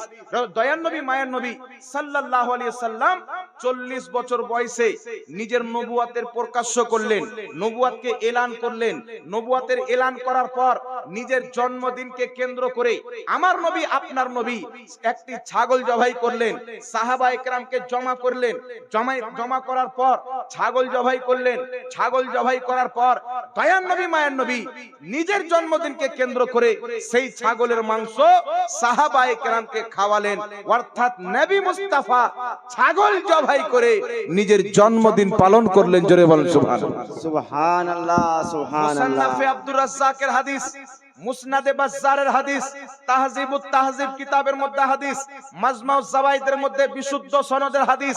নবী মুস্তাফা 40 বছর পর নিজের নবুয়াতের এলান করার পর নিজের জন্মদিনকে কেন্দ্র করে ছাগল জবাই করে সাহাবাকে খাইয়েছেন। ইমাম জালালউদ্দিন সিউতি আল হাবিলিল ফাতাওয়ার মধ্যে বলতেছেন, দয়ার নবী মায়ার নবী নিজের জন্মদিনকে কেন্দ্র করে যেই ছাগল জবাই করে সাহাবাকে খাইয়েছিলেন, ওটা ছিল নবী মুস্তাফা খাওয়া দাওয়ার মাধ্যমে নিজের মিলাদ পালন করেছেন। জোরে বলেন সুবহানাল্লাহ। সুবহানাল্লাহ আল্লাহু আকবার। আল্লাহ या रसूल अल्लाह या अली नहीं छोड़ेंगे नहीं তাহলে छोड़ेंगे। যেই কাজ নবী মুস্তাফা করেছেন নাজায়েজ হবে। তাই নবী মুস্তাফার জন্মদিনকে কেন্দ্র করে বিরিয়ানি রান্না করেন, খিচুড়ি রান্না করেন, যে কোনো হালাল খাবার বন্টন করা, মানুষজনকে খাওয়ানো, এটা অবৈধ নয়, নবী মুস্তাফার সুন্নাত। জোরে বলতে হবে সুবহানাল্লাহ সুবহানাল্লাহ। এই জন্য বিরাদর ইসলাম ওয়াহাবি বলে কাকে? এরা পড়াশোনা করে না। ইহুদি যে ট্যাবলেট খিলিয়ে দিয়েছে সেটাই শুধু বকে বেড়ায়। তার জন্য ইমাম জালালউদ্দিন সিউতি আল হাবিলিল ফাতাওয়া দ্বিতীয় খণ্ড 230 পৃষ্ঠার মধ্যে বলতেছেন, মিলাদুন নবী কেন্দ্র করে খাওয়া দাওয়ার ব্যবস্থা করা যায়। বিশ্ববিখ্যাত ইমাম ইবনে হাজার মক্কি, মক্কা শরীফের ফকি, নিজের কিতাব ফাতাওয়া হাদিসিয়ার মধ্যে লিখতেছেন, মিলাদুন নবীকে কেন্দ্র করে খাওয়া দাওয়ার ব্যবস্থা করা জায়েজ রয়েছে, জিক্র আজকারের ব্যবস্থা করা জায়েজ রয়েছে, কোরআন শরীফের মাহফিল করা জায়েজ রয়েছে, কোরআন তেলাওয়াত করা জায়েজ রয়েছে। নবী মুস্তাফার জন্মদিনকে কেন্দ্র করে যে কোনো নেকির কাজ করা সওয়াবের কাজ, জায়েজের কাজ। জোরে বলতে হবে সুবহানাল্লাহ। ইমাম সালেহ শামী রাহমাতুল্লাহ আলাইহি সুবুলুল হুদা ওয়ার রশাদের মধ্যে লিখছেন নবীর মিলাদকে কেন্দ্র করে খাওয়া দাওয়ার ব্যবস্থা করা সওয়াবের কাজ। একটু জোরে বলেন না সুবহানাল্লাহ। সুবহানাল্লাহ। তাহলে কি বোঝা গেল? নবী পাক সাল্লাল্লাহু আলাইহি সাল্লাম রোজা রেখেও মিলাদুন নবী পালন করেছেন, খাওয়া দাওয়ার ব্যবস্থা করেও পালন করেছেন। আলহামদুলিল্লাহ, আমরা আহলে সুন্নাত ওয়াল জামাত আমাদের একটি বড় সংগঠন রয়েছে দাওয়াতে ইসলামী। দাওয়াতে ইসলামীর মাদ্রাসায় প্রত্যেক সোমবার ছেলেদেরকে জাগিয়ে সেহরি রান্না করে তারা সেহরি খেয়ে প্রত্যেক সোমবারে রোজা রাখে। নবী মুস্তাফার দুটোই সুন্নতকে আমরা নিয়েছি, রোজা রেখেও মিলাদ পালন করি, খাওয়া দাওয়ার মাধ্যমে নবী মুস্তাফার মিলাদ পালন করি। জোরে বলতে হবে সুবহানাল্লাহ। সুবহানাল্লাহ। তাহলে যেই কাজ নবী করেছেন আমরা করব কি করব না বাবা? করব। আর জোরে বলতে হবে করব। নবীর হাদিস যেই দিকে সুন্নি মুসলমান সেই দিকে। গাঁজা মৌলবীর ফতোয়া তালাক দিতে হবে, ইহুদি খ্রিস্টান নামধারী আহলে হাদিসের ফতোয়াকে তালাক দিয়ে নবী মুস্তাফার ফতোয়া মানতে হবে, মুহাদ্দিসের ফতোয়া মানতে হবে। যারা সঠিক ফতোয়া মানে তারাই হলো সুন্নি। জোরে বলতে হবে সুবহানাল্লাহ। কথা বুঝতে পেরেছেন কি পারেননি বাবা? আরেকটি আপনাকে শুনিয়ে দিই, তাফসিরে রুহুল বায়ানের মধ্যে ইমাম ইসমাইল হাক্কি মক্কা শরীফের এককালীন তিনি ইমাম ছিলেন, তিনি লিখতেছেন, ইমাম জালালউদ্দিন সিউতি হুসনুল মাকসাদ ফি আমালিল মাউলিদ কিতাবের মধ্যে লিখতেছেন, কি লিখতেছেন? ওয়াকাদ ইস্তাখরাজাত লাহুল ইমামুল হাফিজ ইবনে হাজার আসকালানি রাহিমাহুল্লাহ আসলান মিনাস সুন্নাতি। তিনারা বলছেন ইমাম ইবনে হাজার আসকালানি শারহে বুখারী শাইখুল ইসলাম রাহমাতুল্লাহ আলাইহি বলছেন, আমি নবী মুস্তাফার মিলাদের দলিল আসলান মিনাস সুন্নাতি নবী মুস্তাফার হাদিসে পেয়েছি। জোরে বলেন সুবহানাল্লাহ। সুবহানাল্লাহ। যুগের মুহাদ্দিস লক্ষ লক্ষ হাদিসের হাফিজ বলছেন আমি নবীর মিলাদের দলিল হাদিসে পেয়েছি। আর ইহুদি প্রোডাক্ট ঘুমটাওয়ালা নাপাক মৌলবি বলছে মিলাদুন নবী পালন করা কোনো হাদিসে নাই। মুহাদ্দিস হাদিস বেশি বুঝে না এ জাহান্নামের মৌলবি বেশি বুঝে? কথা বলতে হবে বাবা। জি।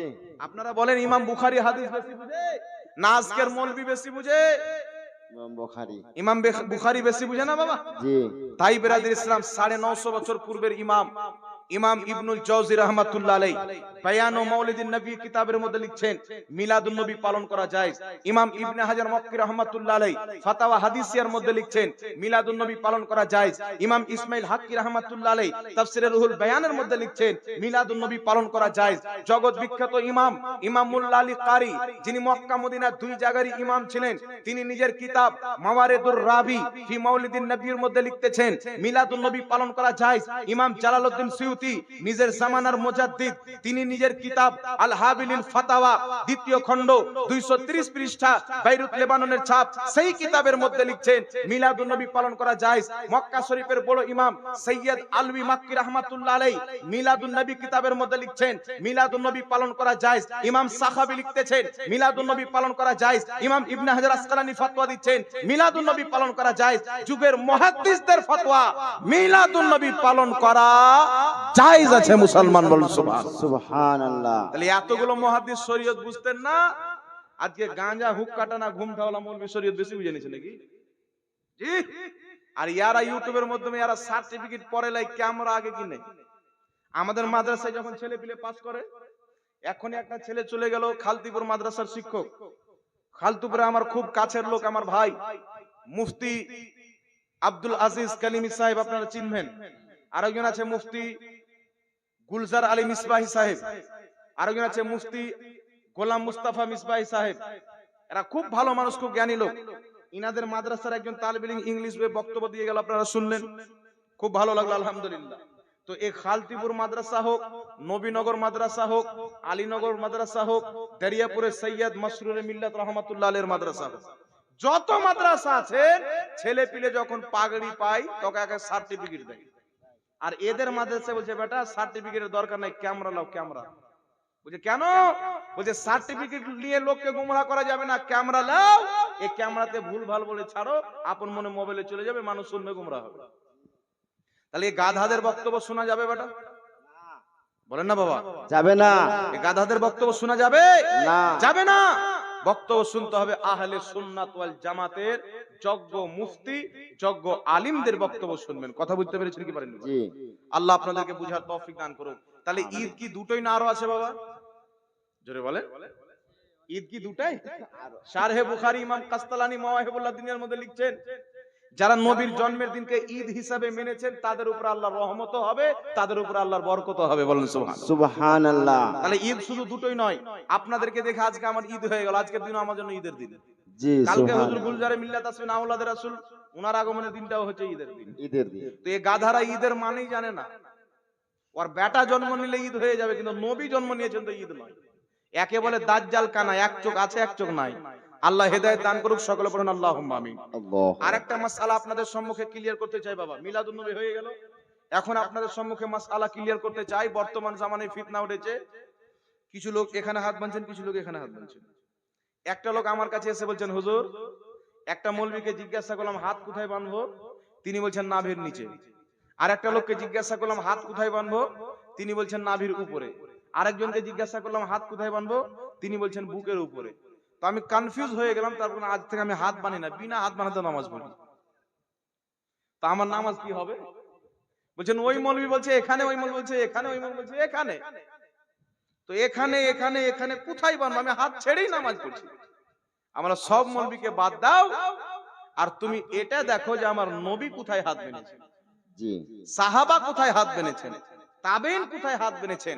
আমি আপনাদের সম্মুখে 3টি সহিহ হাদিস দিব। নাভির নিচে হাত বানা। আর একটা চ্যালেঞ্জ, বুকের উপরে হাত বানার কোন সহিহ মারফু মুত্তাসিল হাদিস নাই।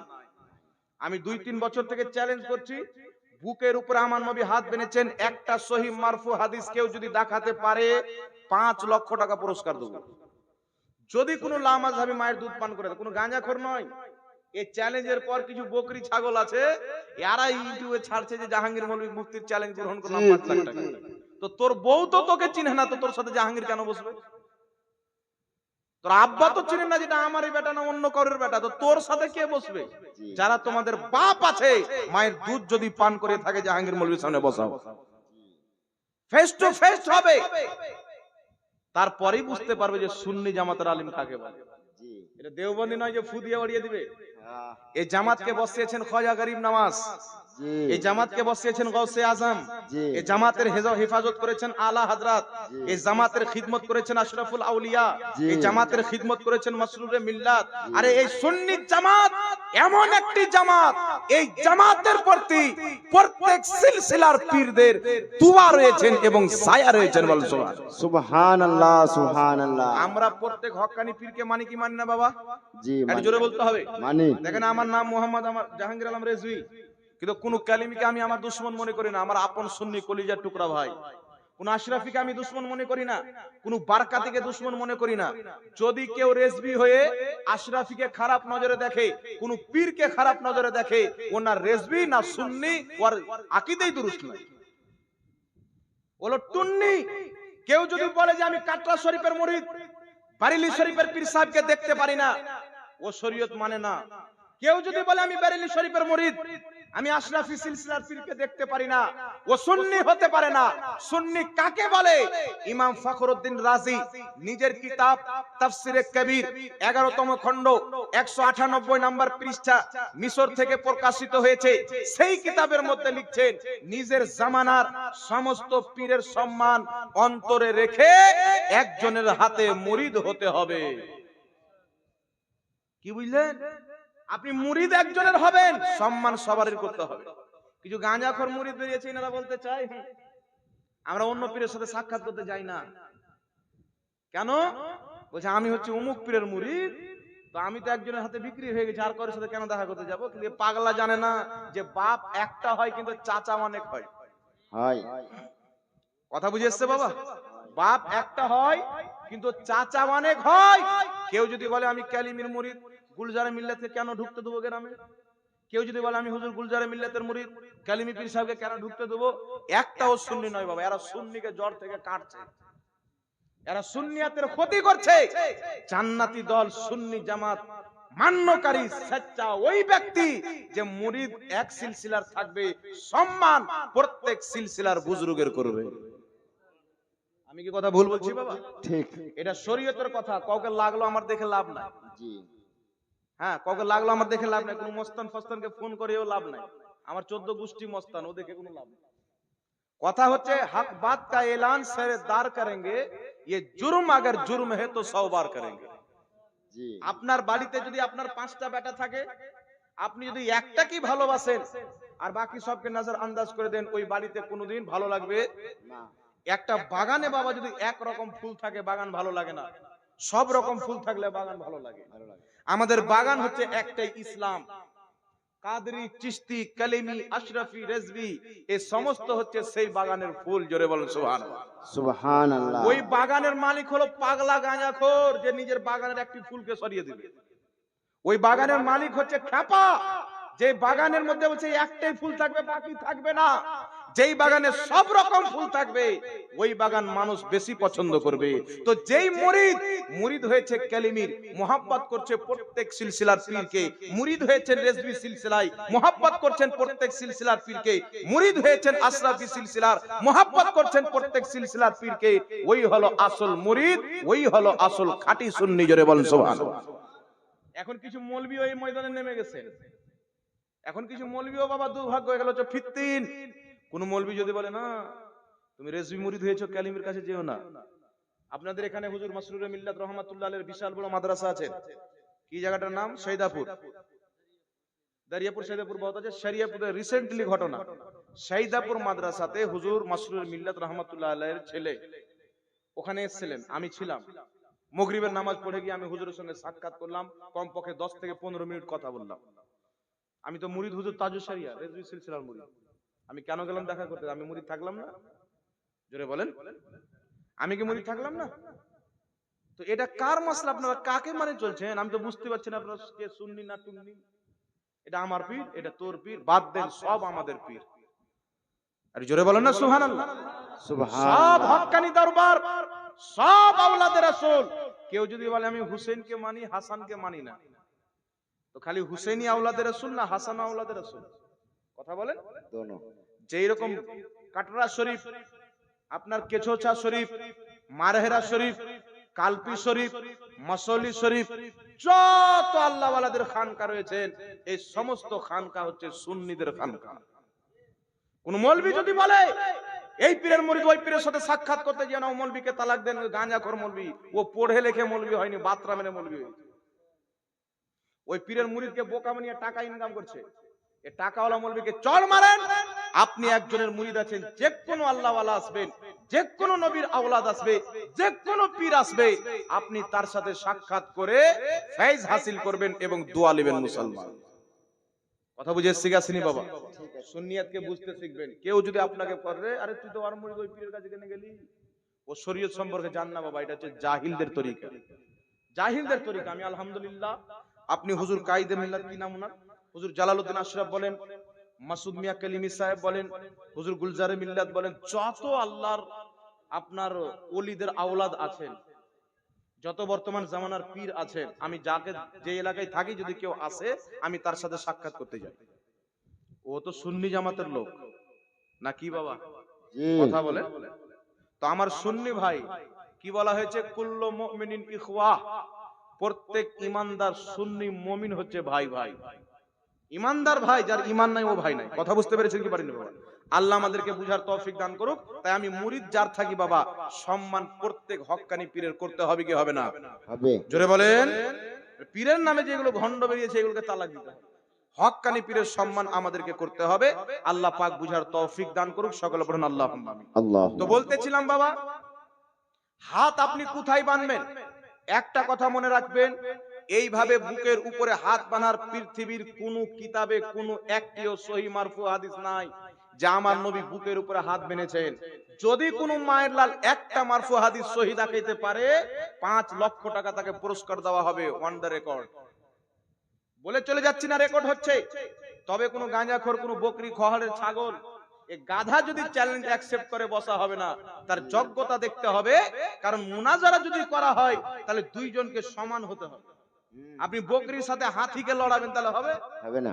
হাতির সাথে বকরিকে লড়াবেন তো হবে বাবা? হবে না। কোথাকার চেলা জেলা। আমার ছাত্ররা ওকে 14 বছর পড়াবে, আমার ছাত্ররা ওকে 14 বছর পড়াবে। ওই যদি আমার চ্যালেঞ্জ অ্যাকসেপ্ট করে, ওই গাধার সাথে বসাই মানে আমার অপমান করা। জি। যারা ওদের বড় মৌলবি আছে নিয়ে আসুক ময়দানে, হিম্মত যদি থাকে অ্যাকসেপ্ট করুক। দেখাক একটি হাদিস, আমি প্রমাণ করব। সহিহ ইবনে খুজাইমার হাদিস দেয়, ওই হাদিসকে আমি কি বলবো? লা মাযহাবিদের 5 জন ইমাম বলেছে হাদিসটি জয়ীফ। সহিহ ইবনে খুজাইমার বুকের উপরে হাত বানার লা মাযহাবিদের 5 জন ইমাম বলেছে হাদিসটি জয়ীফ। আবু দাউদের বুকের উপরে হাত বানার হাদিস তাদের কিতাবে লেখা আছে জয়ীফ।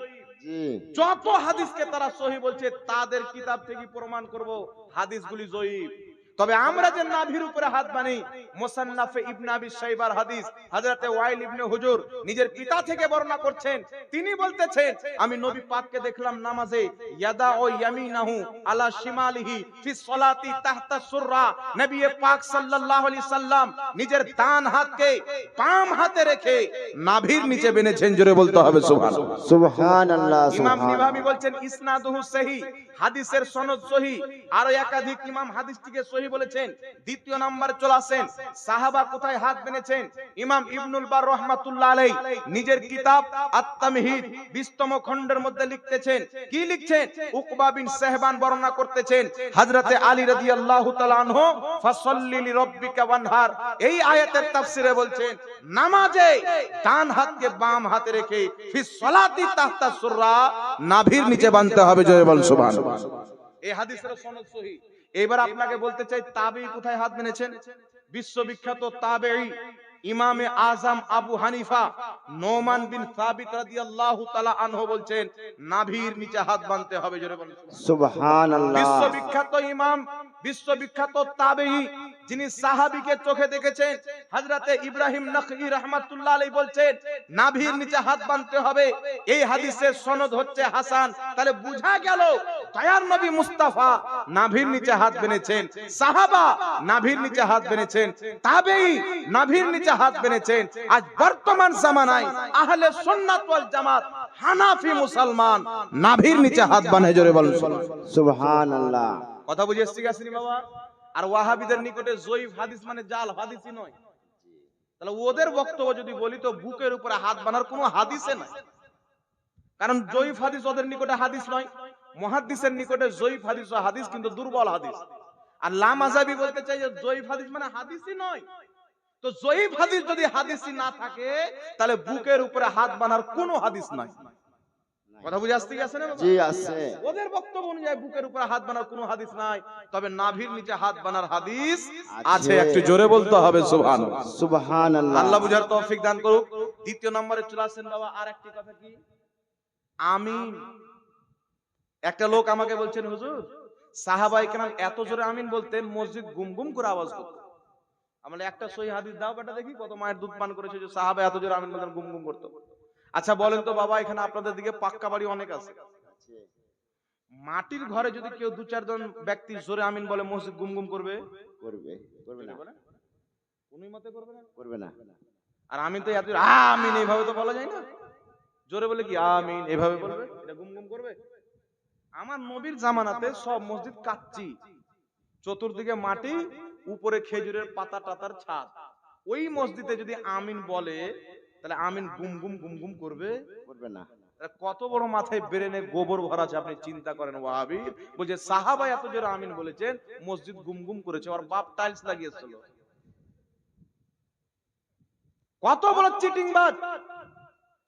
সহিহ হাদিসকে সহিহ বানিয়ে মানুষকে গোমরাহ করতে চায়। আল্লাহ এদেরকে হেদায়েত দান করুক। সকলে পড়েন আল্লাহুম্মা আমিন। কোন সাহাবী জোরে আমিন বলে মসজিদ গুম গুম করেছেন, সাহাবা এত জোরে আমিন বলতেন, এই মর্মের কোন সহিহ হাদিস পৃথিবীর কিতাবে নাই। তবে নবী মুস্তাফা আস্তে আমিন বলেছেন এইরকম সহিহ হাদিস কিতাবের মধ্যে আছে। জোরে বলতে হবে সুবহানাল্লাহ। আছে। সাহাবায়ে কেরাম জোরে আমিন বলেছেন। যেই হাদিস ইমাম বদরুদ্দিন আইনি বলছেন, আবু দাউদে যেই হাদিস আছে নবী মুস্তাফা জোরে আমিন বললেন, ওটা হচ্ছে সাহাবাকে শিক্ষা দেওয়ার জন্য, ওটা নবীর প্রকৃত আমল ছিল না। নবীর প্রকৃত আমল কি ছিলেন? হাকিম আল মুস্তাদরাকের মধ্যে হাদিস, মুসনাদে আহমদের মধ্যে হাদিস। ইমাম হাকিম বলছেন হাদিসটি সহিহ, ইমাম আহমদ বলছেন হাদিসটি সহিহ, ইমাম মুনজিরি বলছেন হাদিসটি সহিহ, আরো অনেক ইমাম বলছেন হাদিসটি সহিহ। হাদিসটি কি? হযরতে আলকামা ইবনে ওয়াইল ইবনে হুজুর বর্ণনা করছেন নিজের পিতা থেকে। তিনারা বলছেন দয়ান নবী মায়া নবী قرأ رسول الله صلى الله عليه وسلم ولا الضالين فقال آمين, নবী পাক পাঠ করলেন ওয়ালা দাল্লিন, তারপরে আমিন বললেন, খাফাদা বিহা সাউতাহু, নিজের আওয়াজকে আস্তে রাখলেন। জোরে বলতে হবে সুবহানাল্লাহ। সুবহানাল্লাহ। সুবহানাল্লাহ। আলহামদুলিল্লাহ। আমরা আহলে সুন্নাত ওয়াল জামাত নবী মুস্তাফার সুন্নাত মেনেছি। জোরে বলেন না সুবহানাল্লাহ। সুবহানাল্লাহ। আমার নবী আস্তে আমিন বলেছেন, তো আমরা জোরে বলবো না আস্তে বলবো? বাবা একটু কথা বলতে হবে। আস্তে। আলহামদুলিল্লাহ, আমরা আস্তে বলে নবীর সুন্নাতের প্রতি আমল করব। কেউ যদি মনে করে আস্তে আমিন বললে নামাজ হবে না, জোরে আমিন বলা ফরজ, জোরে আমিন বলা ফরজ মনে করা হচ্ছে বিদাত, সে নামাজের মধ্যে বিদাত করলো, যেটা ওয়াহাবিরা করে।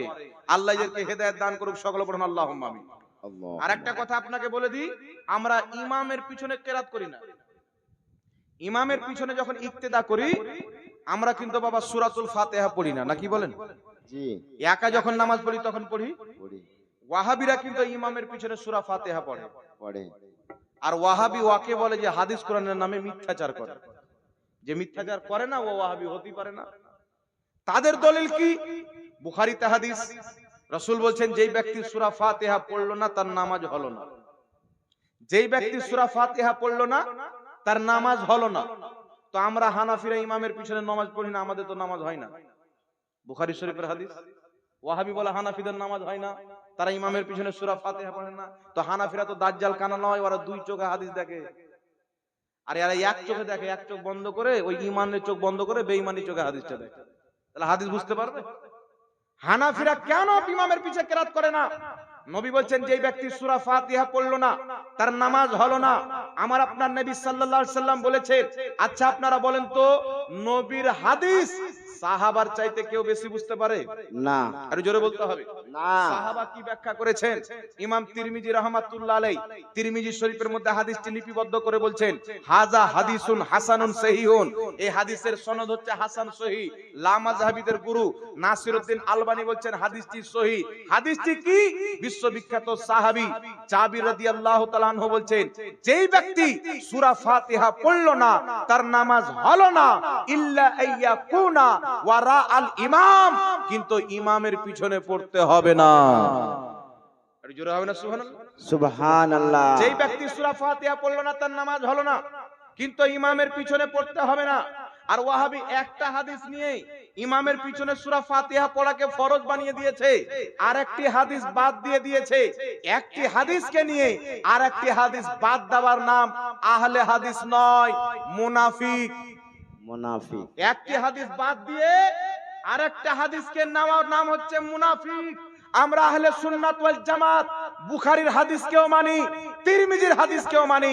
যখন একা নামাজ পড়ি সূরা ফাতিহা পড়ে বুখারীর হাদিসে আমল করি, যখন ইমামের পিছনে নামাজ পড়ি চুপচাপ থেকে তিরমিজির হাদিসে আমল করি। তাই আমরা দুটোই সুন্নাত নিয়েছি, নবীরও সুন্নাতকে নিয়েছি, সাহাবারও সুন্নাতকে নিয়েছি। তাই আমরা হলাম আহলে সুন্নাত ওয়াল জামাত। জোরে বলতে হবে সুবহানাল্লাহ। সুবহানাল্লাহ। কথা বুঝে সুবহানাল্লাহ। শিখাসনি বাবা? আর জোরে বলতে হবে সুবহানাল্লাহ। সুবহানাল্লাহ। হাত তুলে বলেন তো সুবহানাল্লাহ। সুবহানাল্লাহ। আল্লাহ বুঝার তৌফিক দান করুক। আমার আপনার নবী বলছেন নাসাই শরীফের মধ্যে বিশুদ্ধ সনদে হাদিস, রাসূলুল্লাহ কি বলছেন? ইন্নামা জুইলাল ইমামু লিইউতাম্মা বিহি ফাইদা কাব্বারা ফাকাব্বিরু ফাইদা কারাআ ফানসিতু। নবী পাক বলছেন ইমাম এই জন্য নিযুক্ত করা হয় যে ইমামের অনুসরণ করতে হবে। ফাইদা কাব্বারা, ইমাম যখন তাকবীর বলবে, ফাকাব্বিরু, তোমরাও তাকবীর বলো। ফাইদা কারাআ, ইমাম যখন কিরাত করবে, ফানসিতু, তখন তোমরা চুপচাপ থাকো। আর জোরে হবে না সুবহানাল্লাহ? সুবহানাল্লাহ। নবী এক জায়গায় বলছে সূরা ফাতিহা না পড়লে নামাজ হবে না, আরেক জায়গায় বলছে ইমাম পড়লে চুপ থাকতে হবে। তাহলে বুঝা কি গেল? আকলাই একলাই পড়লে সূরা ফাতিহা না পড়লে নামাজ হবে না, ইমামের পিছনে সূরা ফাতিহা পড়া যাবে না। একা একা সূরা ফাতিহা পড়তে হবে, ইমামের পিছনে সূরা ফাতিহা পড়া অবৈধ মুসলমান। জোরে বলেন সুবহানাল্লাহ। সুবহানাল্লাহ। কথা বুঝতে পেরেছেন কি পারেননি বাবা? জি। তাই ইমাম মালিক বলছেন যে ব্যক্তি সূরা ফাতিহা পড়লো না তার নামাজ হলো না, এটা হচ্ছে একার জন্য। ইমাম ইবনুল মুবারক, আব্দুল্লাহ ইবনে মুবারক রাহমাতুল্লাহ আলাইহি, বিশাল বড় ইমাম, ইমাম তিরমিজি শরীফের মধ্যে লিখছেন, ইমাম ইবনুল মুবারক বলছেন যেই ব্যক্তি সূরা ফাতিহা পড়লো না তার নামাজ হলো না। এটা হচ্ছে একা একির ক্ষেত্রে ইমামের পিছনে পড়ার কোনো দরকার নাই। জোরে বলেন না, নাই। ইমামের পিছনে পড়ার দরকার নাই। তাই আমরা আহলে সুন্নাত ওয়াল জামাত সঠিক মসলা নিয়েছি, আর কানার দল লা মাযহাবি গাঁজা করি মসলা নিয়েছি। আল্লাহ হেদায়েত দান করুক, সকলে বলুন আল্লাহুম্মা আমিন। আল্লাহুম্মা আমিন। তাহলে আমরা ইমামের পিছনে কেরাত করব বাবা, না, একটু জোরে বলতে হবে। না, মিলাদুন নবী পালন করা যাবে কি যাবে না? যাবে। হাত বুকের উপরে বাঁধতে হবে না নাভির নিচে বাঁধতে হবে? আমিন জোরে বলতে হবে না আস্তে বলতে হবে? আস্তে। নবী সাহাবা যেই দিকে, সুন্নি মুসলমান সেই সেই দিকে, দিকে। জোরে বলতে হবে।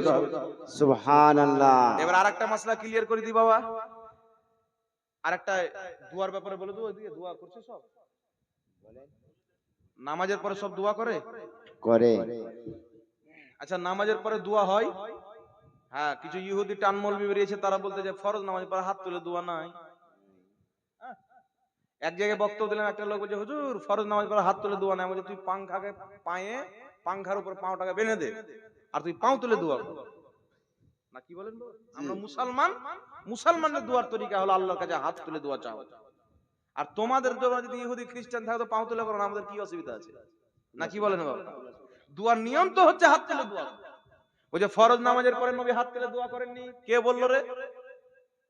কে বললো? যদি হিম্মত থাকে, মায়ের দুধ পান করে থাকে, একবার আমাদের সাথে বসাও না। আমার নবী নিজেই ফরজ নামাজের পরে হাত তুলে দোয়া করেছেন। আমরা যদি হাদিস না দিতে পারি, আল্লাহর কসম খেয়ে বলি, পৃথিবীতে কোনোদিন মাইক মুখে লাগিয়ে ওয়াজ করব না। যদি কোনো ওয়াহাবি মৌলবি মায়ের দুধ পান করে থাকে, চ্যালেঞ্জ অ্যাকসেপ্ট করো। আমার নবী মুস্তাফা ফরজ নামাজের পর হাত তুলে দোয়া করেছেন। হাদিস দিয়ে যদি আহলে হাদিসদের কবর না দিতে পারি, জিন্দেগিতে মাইকে মুখ লাগাবো না। তবে কোন আহলে হাদিস মায়ের দুধ পান করেনি, সামনে আসবে না বাবা। এরা মানুষকে গুমরা করে, উমুক করা শিরিক, উমুক করা বিদআত, উমুক করা নাজায়েজ। আর মায়ের দুধ পান করে থাকলে ঘাস কাটটার সামনে কেন বলছিস, আমাদের সামনে আয় না। জি। দেবী তো মনে করবো বাপের বেটা, ফাঁকা মাঠে গিয়ে ফুটবল মেরে বলছে গোল দিয়ে দিয়েছে। একে তো পাগলা বলে, খেপা বলে। হিম্মত থাকলে ময়দানে এসো, দুই পক্ষের লোক লড়ে যদি গোল দিয়ে দেন, তবেই তো আপনি জয়লাভ করলেন।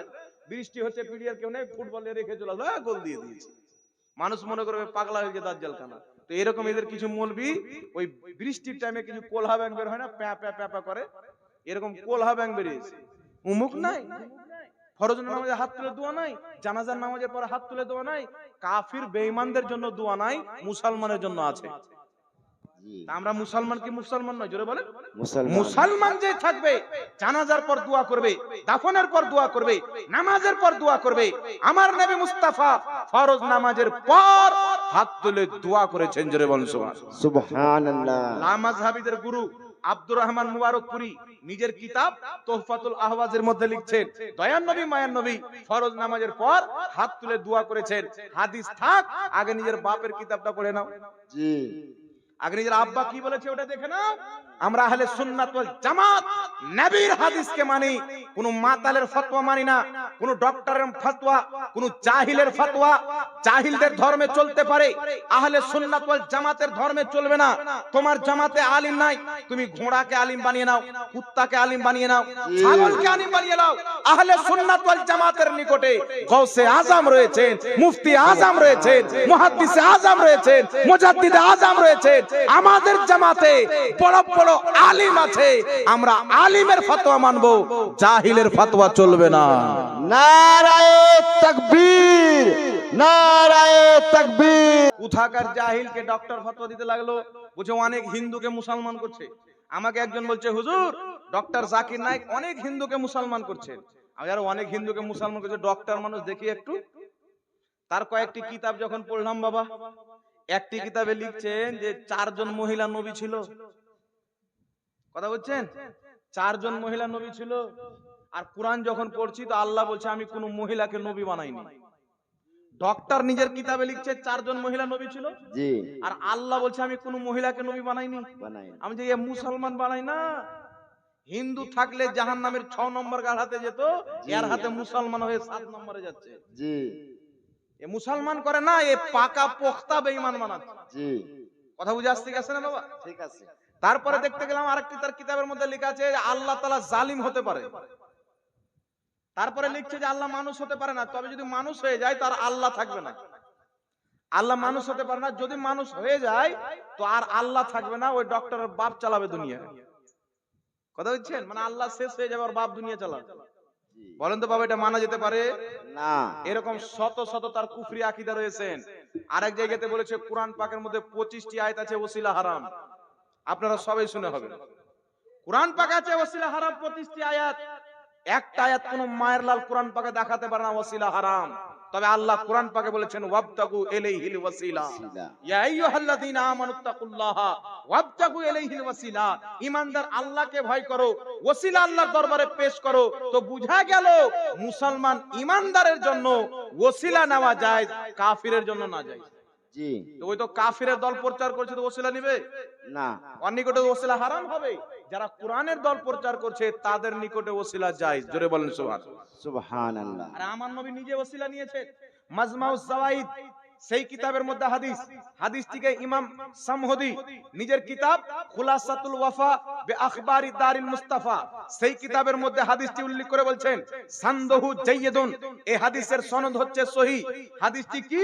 দয়ার নবী মায়ার নবী সাল্লাল্লাহু আলাইহি ওয়াসাল্লাম নিজের চাচি হযরতে আলীর মাকে দাফন করার পর আল্লাহর নবী দোয়া করছেন, আল্লাহ তুমি আমার মায়ের কবরকে প্রশস্ত করে দাও, আমার মায়ের কবরকে জান্নাতের বাগান বানিয়ে দাও। আল্লাহর নবী দোয়া করছেন, দোয়া করতে করতে বলছেন বিহাক্কে নবিয়্যিকা ওয়াল আম্বিয়া আল্লাযীনা মিন ক্বাবলিক। আমার নবী বলছেন, আল্লাহ আমার মায়ের কবরকে তুমি প্রশস্ত করে দাও বিহাক্কে নবিয়্যিকা, তোমার নবী আমি মুহাম্মাদের ওসিলায়, ওয়াল আম্বিয়া আল্লাযীনা মিন ক্বাবলিক, এবং আমার পূর্বে যত নবী চলে গেছেন ওই সমস্ত নবীর ওসিলায়। জোরে বলেন সুবহানাল্লাহ। সুবহানাল্লাহ, সুবহানাল্লাহ। আমার নবী আকীদা দিয়ে গেছেন, আমার নবী ইসলাম দিয়ে গেছেন। আমি মুস্তাফা আমার ওসিলা দিয়ে দোয়া করলাম, উম্মত যেন জেনে নেয় নবীর ওসিলা দিয়ে দোয়া করা যায়। আমি নবী মুস্তাফা পূর্বের সমস্ত নবীর ওসিলা দিয়ে দোয়া করলাম যেন উম্মত জেনে নেয় নবী যদি মাটির উপরে থাকে নবীর ওসিলা দেওয়া যায়, নবী যদি কবরের মধ্যে থাকে কিয়ামত পর্যন্ত নবীর ওসিলা দিয়ে দোয়া করা জায়েজ আছে। জোরে বলুন সুবহানাল্লাহ। সুবহানাল্লাহ। নবী দিচ্ছেন আকীদা ওসিলা নেওয়া, আর এই গাধারা বলছে ওসিলা নেওয়া শিরক। বলেন তো বাবা, এরা কি ইসলাম মানে না ইহুদি খ্রিস্টানের ধর্ম মানে? কি বলবেন আপনি? যেই ওসিলা নবী নিজেই নিয়েছে ওই ওসিলাকে কেউ যদি শিরক বলে, মানে এদের কথা অনুযায়ী আমাদের নবী শিরক করেছে। কত বড় চিটারের বেটা চিটার। আল্লাহ এদেরকে হেদায়েত দান করুক, বলেন আল্লাহুম্মা আমিন। যদিও এদের নসিবে হেদায়েত নাই, তবে দোয়া করা তো জায়েজ আছে। আল্লাহ হেদায়েত দান করুক, সকলে বলুন আল্লাহুম্মা আমিন। তাই ব্রাদার ইসলাম, ওয়াহাবি ধর্ম আলাদা, নবীর ধর্ম আলাদা। ওয়াহাবি ধর্ম আলাদা, সাহাবার ধর্ম আলাদা। ওয়াহাবি ধর্ম আলাদা, সালাফদের ধর্ম আলাদা। নবী সাহাবা সালাফদের ওটাই ধর্ম আজকে যেটা আহলে সুন্নাত ওয়াল জামাতের ধর্ম। জি, কথা বুঝে আসছে গেছে না বাবা? আসছে। যাই হোক, একটা মাসআলা কিন্তু বাবা ছুটে গেছেন। মাসআলাটা হচ্ছে নামাজের মধ্যে বারবার হাত তোলা। জি, বুখারী শরীফের মধ্যে হাদিস, দয়ার নবী মায়ের নবী রুকুতে গেলেন, রাফায়েদান করলেন উঠার সময়। টানাটান সহিহ হাদিস। কোন কিতাবে? বুখারী শরীফে। তো ওয়াহাবি থাকলে বলতো হাদিস নাই, মানে ওয়ার খেলাফ গেলে বলতো হাদিসই নাই। তো আমরা তো ওয়াহাবি নই, আমাদের ঈমান আছে, ঈমান বাঁচিয়ে চলতে হবে না, কি বলেন বাবা? আল্লাহকে জবাব দিতে হবে। নবী আমার রাফায়েদান করেছেন, হাদিসটি সহিহ বুখারীতে হাদিস, আর অনেক কিতাবে আছে। আব্দুল্লাহ ইবনে উমর বলছেন দয়ার নবী সাজদাতে গেলেন, উঠলেন তো রাফায়েদান করলেন। তো আমরা কেন করি না? ইমাম বুখারী রাহমাতুল্লাহ আলাইহি বুখারী শরীফে প্রথম হাদিস এনেছেন। কি হাদিস? হাদিসটি হচ্ছে প্রথম হাদিস, ইন্নামাল আমালু বিন্নিয়াত। বিন্নিয়াত। এই হাদিস ইমাম বুখারী জিনার কাছ থেকে নিয়েছেন, তিনার নাম হচ্ছে ইমাম হুমায়দি রাহমাতুল্লাহ আলাইহি। ইমাম হুমায়দি হচ্ছেন ইমাম বুখারীর ওস্তাদ, ইমাম বুখারীর শিক্ষক, ইমাম বুখারীর ওস্তাদ। নিজের কিতাব মুসনাদ হুমায়দি, হাদিসের কিতাব, সেই কিতাবের মধ্যে একদম কাঁচের মতন টেনটেনা সহিহ হাদিস লিখছেন। কি জি, লিখছেন? আব্দুল্লাহ ইবনে মুবারক বলছেন নবী পাক সাল্লাল্লাহু আলাইহি সাল্লাম শুধু তাকবীরে তাহরিমা ব্যতীত পূর্ণ নামাজে অন্য কোথাও হাত তুলতেন না। এক জায়গায় বুখারীতে বলছেন নবী রুকুতে গেলেন, উঠলেন তো হাত তুললেন, একই বর্ণনাকারী আব্দুল্লাহ ইবনে উমর। আবার মুসনাদে হুমায়দিতে বলছেন নবী পাক সাল্লাল্লাহু আলাইহি সাল্লাম তাকবীরে তাহরিমা ব্যতীত, নিয়াতের টাইমে ব্যতীত অন্য কোথাও হাত তুলতেন না। তাহলে এটার ফয়সালা কি করে করবেন? একটাতে আছে রাফায়েদান করেছেন, আরেকটাতে আছে রাফায়েদান করেননি, আপনি কোনটা মানবেন? আমরা আহলে সুন্নাত ওয়াল জামাত দুটোই মানি। দুটো কি করে মানি? নবী পূর্বে রাফায়েদান করেছেন, পরে ছেড়ে দিয়েছেন। তো পূর্বে যেটা করেছেন ওটা তারক হয়ে গেছেন, পরে যেটা করেছেন ওটা সুন্নাত হয়ে গেছেন। তো কিয়ামত পর্যন্ত যারা নামাজে রাফায়েদান করবে না তাদের নামাজ হলো নবীর সুন্নতি নামাজ। জি একটু জোরে হবে না সুবহানাল্লাহ? সুবহানাল্লাহ কারণ ইমাম তিরমিজির কিতাব উঠান, তিরমিজি শরীফ, ইমাম তিরমিজি চ্যাপ্টার কায়েম করছেন বাবু তারকে রাফায়েদান, রাফায়েদান ছেড়ে দেওয়ার পরিচ্ছেদ। আর হাদিস উল্লেখ করেছেন, কি হাদিস? সহিহ হাদিস। আব্দুল্লাহ ইবনে মাসউদ বলছেন, আমি কি তোমাদেরকে নবীর নামাজ দেখাবো না? লোক বলছেন অবশ্যই দেখাও। আব্দুল্লাহ ইবনে ওমর নবীর নামাজ স্টার্ট করলেন, তাকবীরে তাহরিমা ব্যতীত অন্য কোথাও হাত তুললেন না। তো আব্দুল্লাহ ইবনে ওমরের হাদিস, আব্দুল্লাহ ইবনে মাসউদের হাদিস, নামাজে রাফায়েদান না করা নবীর সুন্নাত। জোরে বলেন সুবহানাল্লাহ। নবী পূর্বে করেছেন, পরে নবী ছেড়ে দিয়েছেন, তো পূর্বেরটা তারক হয়ে গেল, পরেরটা সুন্নাত হয়ে গেল। তো আমরা সুন্নাত মানবো কি মানবো না? মানবো একটু জোরে বলতে হবে। মানবো হাদিস সবটা মানতে হবে, বিশ্বাস করতে হবে, আমল সুন্নাতের উপরে হবে, সব রকম হাদিসের উপরে আমল হবে না। নচেত নবী যটা বিয়ে করেছেন ওটা বিয়ে আমরা করতে পারবো? জোরে বলেন। তাহলে হাদিসে তো আছে নবী কটা বিয়ে করেছিলেন? কটা বিয়ে করেছেন? 11। কেউ 11, কেউ 14, অনেক রকম রেওয়াত আছে। তো মেনলাম নবী যদি 14টা বিয়ে করে থাকেন, তো আমরা 14টা বিয়ে করতে পারবো? তো হাদিসে তো আছে। তাহলে বুঝা কি গেল? হাদিস থাকলে আমল হবে না, বিশ্বাস রাখতে হবে, আমল হবে সুন্নাতের উপরে। সুন্নাত হলো আমার নবী রাফায়েদান ছেড়ে দিয়েছিলেন, পরে সারা জীবন একবারই হাত তুলেছেন, তাই আমরা একবার নিয়তে হাত তুলি, আর হাত তুলি না। নবী আমার যেই দিকে, আমরা সুন্নি মুসলমান সেই দিকে। সেই দিকে আরেকটি হাদিস শুনিয়ে দিই। ইমাম নিবামী রাহমাতুল্লাহ আলাইহি আসার ও সুনানের মধ্যে দুটি হাদিস লিখেছেন, তাহাবি শরীফের মধ্যেও রয়েছে। তিনি বলছেন হযরত আবু বকর সিদ্দিকের হাদিস, সহিহ সনদে, হযরত আবু বকর সিদ্দিক নামাজে তাকবীর ব্যতীত অন্য কোথাও হাত তুলতেন না, রাফায়েদান করতেন। ইমাম নিবামী বলছেন ইসনাদুহু সহিহ, হাদিসের সনদ সহিহ। আরেকটি হাদিস, হযরত আলী রাদিয়াল্লাহু তাআলা আনহু তাকবীরে তাহরিমা ব্যতীত কোথাও হাত তুলতেন না, উনিও রাফায়েদান করতেন না। ইমাম নিবামীও বলছেন হাদিসটি সহিহ, ইমাম তাহাবীও বলছেন হাদিসটি সহিহ। তাহলে আমি আপনাকে বলতে চাই, আবু বকর সিদ্দিক নামাজে রাফায়েদান করেননি, হযরত আলী নামাজে রাফায়েদান করেননি, আব্দুল্লাহ ইবনে ওমর পরে রাফায়েদান ছেড়ে দিয়েছিলেন, আব্দুল্লাহ ইবনে মাসউদ নামাজে রাফায়েদান করেননি। তাহলে আবু বকর সিদ্দিক, হযরত আলী, হযরত মাসউদ, হযরত আব্দুল্লাহ ইবনে মাসউদ, হযরত আব্দুল্লাহ ইবনে ওমর, ইনারা বেশি নামাজ বুঝে না আজকের মাতাল মৌলবি বেশি বুঝে? কথা বলে। হযরত আবু বকর সিদ্দিক কে আফদালুল বাশারে বাদাল আমবিয়ায়ে বিতাহকিক, হযরত আবু বকর সিদ্দিক হচ্ছেন নবীগণের পরে সর্বশ্রেষ্ঠ মানুষ। হযরত আলী হচ্ছেন খলিফাদের মধ্যে 4 নাম্বার। আহলে বাইতে মুস্তাফা, ইনারা নামাজের মধ্যে রাফায়েদান কেন করেননি? নবী আমার ছেড়ে দিয়েছেন, ইনারাও রাফায়েদান করা ছেড়ে দিয়েছেন। তাহলে বুঝা কি গেল? নামাজে রাফায়েদান না করা এটা নবীরও সুন্নাত, এটা আবু বকর সিদ্দিকেরও সুন্নাত, এটা মাওলা আলীরও সুন্নাত। জোরে বলেন সুবহানাল্লাহ। সুবহানাল্লাহ তাই নামাজে একবার ব্যতীত দ্বিতীয়বার হাত তুলতে হবে কোনো দরকার নাই। যে হাত তুলবে না তার নামাজটাই হলো সহিহ নামাজ, একবারে শান্ত সুষ্ঠু নামাজ। এটা কে বলেছেন? আব্দুল্লাহ ইবনে মাসউদ। আব্দুল্লাহ ইবনে মাসউদ রাদিয়াল্লাহু তাআলা আনহু নিজের কিতাব তাফসীর ইবনে আব্বাসের মধ্যে লিখতেছেন, যেই নামাজে রাফায়েদান করা হয় না ওই নামাজটাই হলো শান্ত সুষ্ঠু নামাজ। একটু জোরে বলতে হবে সুবহানাল্লাহ। আল্লাহ আপনাদেরকে বুঝার তৌফিক দান করুক, সকলে বলেন আল্লাহুম্মা আমিন। জোরে বলেন আল্লাহুম্মা আমিন। আল্লাহুম্মা আমিন। আর দুই একটা মাসআলা ক্লিয়ার করে দিব, অনেক টাইম হয়ে গেল। দু চারটা মাসআলা বলা আমি জরুরি মনে করছি। এই ওয়াহাবি দল এসে বলে যারা মাজার পূজারি, শেষ করে দাও।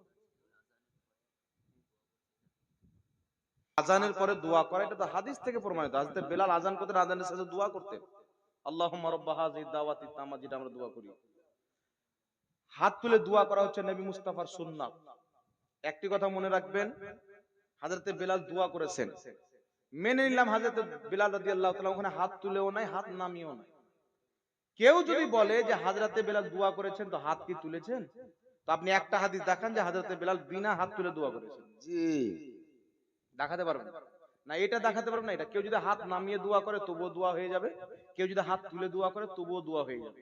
তবে আমরা হাত তুলে এই জন্য দোয়া করি, রাসূল পাক বলেছেন যখন মুসলমান আল্লাহর দরবারে হাত তুলে দোয়া করে তার খালি হাত ফিরিয়ে দিতে আল্লাহ লজ্জা পায়। কথা বুঝে আসছে বাবা? জি ইমাম নববী রাহমাতুল্লাহ আলাইহি বলেছেন যখনই তুমি দোয়া করবে হাত তুলো, দোয়াতে হাত তোলা নবীর সুন্নাত। তাই আজানের পরে হোক জানাজার পরে হোক হাত তুলে দোয়া করলে নবীর সুন্নাতই আমল হবে। বলেন সুবহানাল্লাহ। তাই সুবহানাল্লাহ। নামাজের পরে আমরা হাত তুলে দোয়া করি। কেউ যদি হাত নামিয়ে দোয়া করে ঝগড়া করার কোনো দরকার নেই, এটা ওরকম কোনো বিষয় না। কথা বুঝে আসছে কি আসেনি বাবা? হাত নামিয়ে আছে দোয়া, কিন্তু দোয়াটা পড়বেন। কথা বুঝে আসছে বাবা?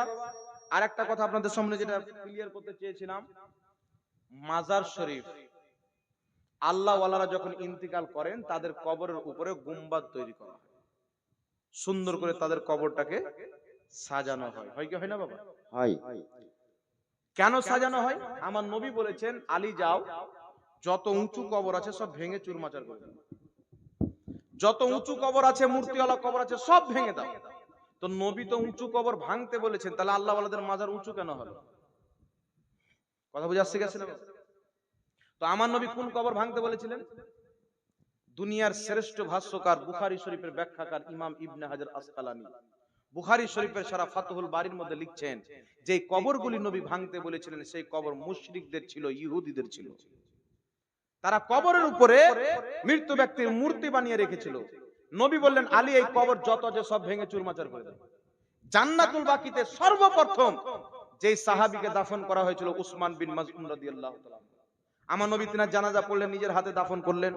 দাফন করার পর একটি বিশাল বড় পাথর তিনার মাজারের মাথার দিকে আমার নবী গেড়ে দিলেন। জোরে বলেন সুবহানাল্লাহ। তো একদিকে উঁচু কবর ভেঙে দিতে বললেন, আর একদিকে সাহাবীর কবরে পাথর লাগিয়ে কবরের নিশানি নবী রাখছেন। তাহলে এখান থেকে বুঝা কি গেল? মুশরিকদের কবর ভেঙে দেওয়ার হুকুম, আল্লাহ ওয়ালাদের কবর সাজিয়ে দেওয়ার হুকুম আমার নবী থেকে প্রমাণ। বলেন সুবহানাল্লাহ। তার কারণে হযরত উসমান গনির জামানাতে, তিনার জামানাতে সাহাবায়ে কেরামের কবরের উপরে তিনারা তাবু খাটাতেন, গুম্বাজ তৈরি করতেন। হযরত মায়েশা সিদ্দিকার জামানায় তিনার ভাই আব্দুর রহমানের কবরের উপরে তাবু খাটানো হয়েছিল, গম্বুজ তৈরি করা হয়েছিল। তারপরে ইমাম বদরুদ্দিন আইনি বুখারী শরীফের সারা উমদাতুল কারীর মধ্যে লিখেছেন, রাসূল সাল্লাল্লাহু আলাইহি সাল্লাম আবু বকর ও উমরের কবরের সাইডে হযরত উসমান গনি প্রাচীর খাড়ো করেছিলেন। তারপরে তাফসিরে রুহুল বায়ানের মধ্যে লেখা আছে আল্লাহ ওয়ালাদের কবরের উপরে গুম্বাজ তৈরি করা জায়েজ। ফাতাওয়া শামির মধ্যে লেখা আছে আল্লাহর নেক বান্দাদের কবরের উপরে গম্বুজ তৈরি করা জায়েজ। তারপরে চলাসেন বাদায়ুস সানাই কিতাবের মধ্যে লেখা আছে আল্লাহ ওয়ালাদের কবরের উপরে গুম্বাজ তৈরি করা জায়েজ আছে। জোরে বলতে হবে সুবহানাল্লাহ। তার কারণে ইমাম বুখারী, ইমাম মুসলিম, ইমাম আবু দাউদ, ইমাম ইবনে মাজাহ, ইমাম আবু হানিফা, ইমাম হযরতে আমিরে মুআবিয়া, হযরতে বেলাল, হযরতে আপনার আদম আলাইহিস সালাম, হযরতে মুসা আলাইহিস সালাম, অনেক নবী সাহাবীর কবরের উপরে গুম্বাদ তৈরি করা আছে। আর সারা পৃথিবীর মুসলমানের একটাই ফতোয়া, আল্লাহ ওয়ালাদের কবরের উপরে গুম্বাদ তৈরি করা জায়েজ আছে। সুবহানাল্লাহ। তাই ইরান যান, আল্লাহ ওয়ালাদের কবরে গুম্বাদ তৈরি করা আছে। ইরাক যান, মিশর যান, কাতার যান, সৌদি আরবে আজ থেকে প্রায় ৭৫-৮০ বছর পূর্বে প্রত্যেক কবরের উপরে গুম্বাদ তৈরি করা ছিল জান্নাতুল বাকিতে। আপনি মোবাইলে যাবেন, লিখবেন পুরাতন জান্নাতুল বাকি। আজ নজদি হুকুমত আমার নবী ইহুদি খ্রিস্টানদের কবর ভেঙেছিল। ইহুদি খ্রিস্টানরা ওয়াহাবি মতবাদ চালু করে আর সাহাবায়ে কেরামের মাজারের গুম্বাদকে ভেঙে আমার নবীর বদলালো। বলে নাউজুবিল্লাহ। আর ইহুদি খ্রিস্টানের বদলা নেওয়াতে সহযোগিতা কে করলো? আহলে খবিস, নাম আহলে হাদিস, আসলে শয়তান পর্যন্ত তওবা করে এদেরকে। ও আদমকে সাজদা করেন তাই তওবা করে না, কিন্তু এদের কারতুত দেখে শয়তান পর্যন্ত হয়রান। বেটা আমাকেও 2 কদম আগিয়ে গেলি। কে দেখছে শয়তান বসে আছে তো বলছে শয়তান তোর কাজ তো হলো মানুষকে গোমরাহ করা, বসে কেন আছিস? শয়তান বলছে আমি আহলে হাদিস দেওবন্দি অনেক দল তৈরি করে দিয়েছি, আমার কাজ হচ্ছে একটা, আমি রেস্ট নিই। তো এই মৌলবীরা হচ্ছে শয়তানের কাজ করে বেড়াচ্ছে বাবা। এদের থেকে ঈমান বাঁচিয়ে রাখতে হবে, সাবধান। একটাই দল জান্নাতি, যেটা গরিব নামাজের দল, যেটা গওস পাকের দল, যেটা ইমামে হুসেনের দল, যেটা সাহাবার দল, যেটা মুহাম্মদ রাসূলুল্লাহর দেওয়া দল, সুন্নি জামাত। জোরে বলতে হবে সুবহানাল্লাহ। তাই আল্লাহ ওয়ালাদের কবরে যুগ যুগ থেকে মুসলমান গুম্বাদ তৈরি করছেন। এবার আল্লাহ ওয়ালাদের কবরে আমরা কি করতে যাই? জিয়ারত করতে যাই কি যাই না? জিয়ারত করা নবীর সুন্নাত। আমি কয়েকটি দলিল দিয়ে দিচ্ছি, জাস্ট শুনেলেন। মুসান্নাফে ইবনে আবি শাইবার মধ্যে হাদিস, মুসান্নাফে ইবনে আবি শাইবার মধ্যে সহিহ হাদিস, যে হাদিসকে ইমাম ইবনে হাজার আসকালানী ফাতহুল বারীর মধ্যে সহিহ বলেছেন। হাদিসটি কি? উমর ফারুকের জামানায় বৃষ্টি যখন বন্ধ হয়ে গেল, উনার জামানার লোকেরা নবী মুস্তাফার রওজাতে গিয়ে দোয়া করলেন, ফলে আল্লাহ পাক তাদেরকে বৃষ্টি দান করলেন। সিয়ারু আলামিন নুবালা কিতাবের মধ্যে লেখা আছে সামারকান্দে বৃষ্টি বন্ধ হয়ে গেল। ওখানকার বড় বড় উলামা মাশায়েখরা কি করলেন? তারা ইমাম বুখারীর কবরে গিয়ে দোয়া করলেন, ইমাম বুখারীর ওসিলাতে আল্লাহ তাদেরকে বৃষ্টি দান করলেন।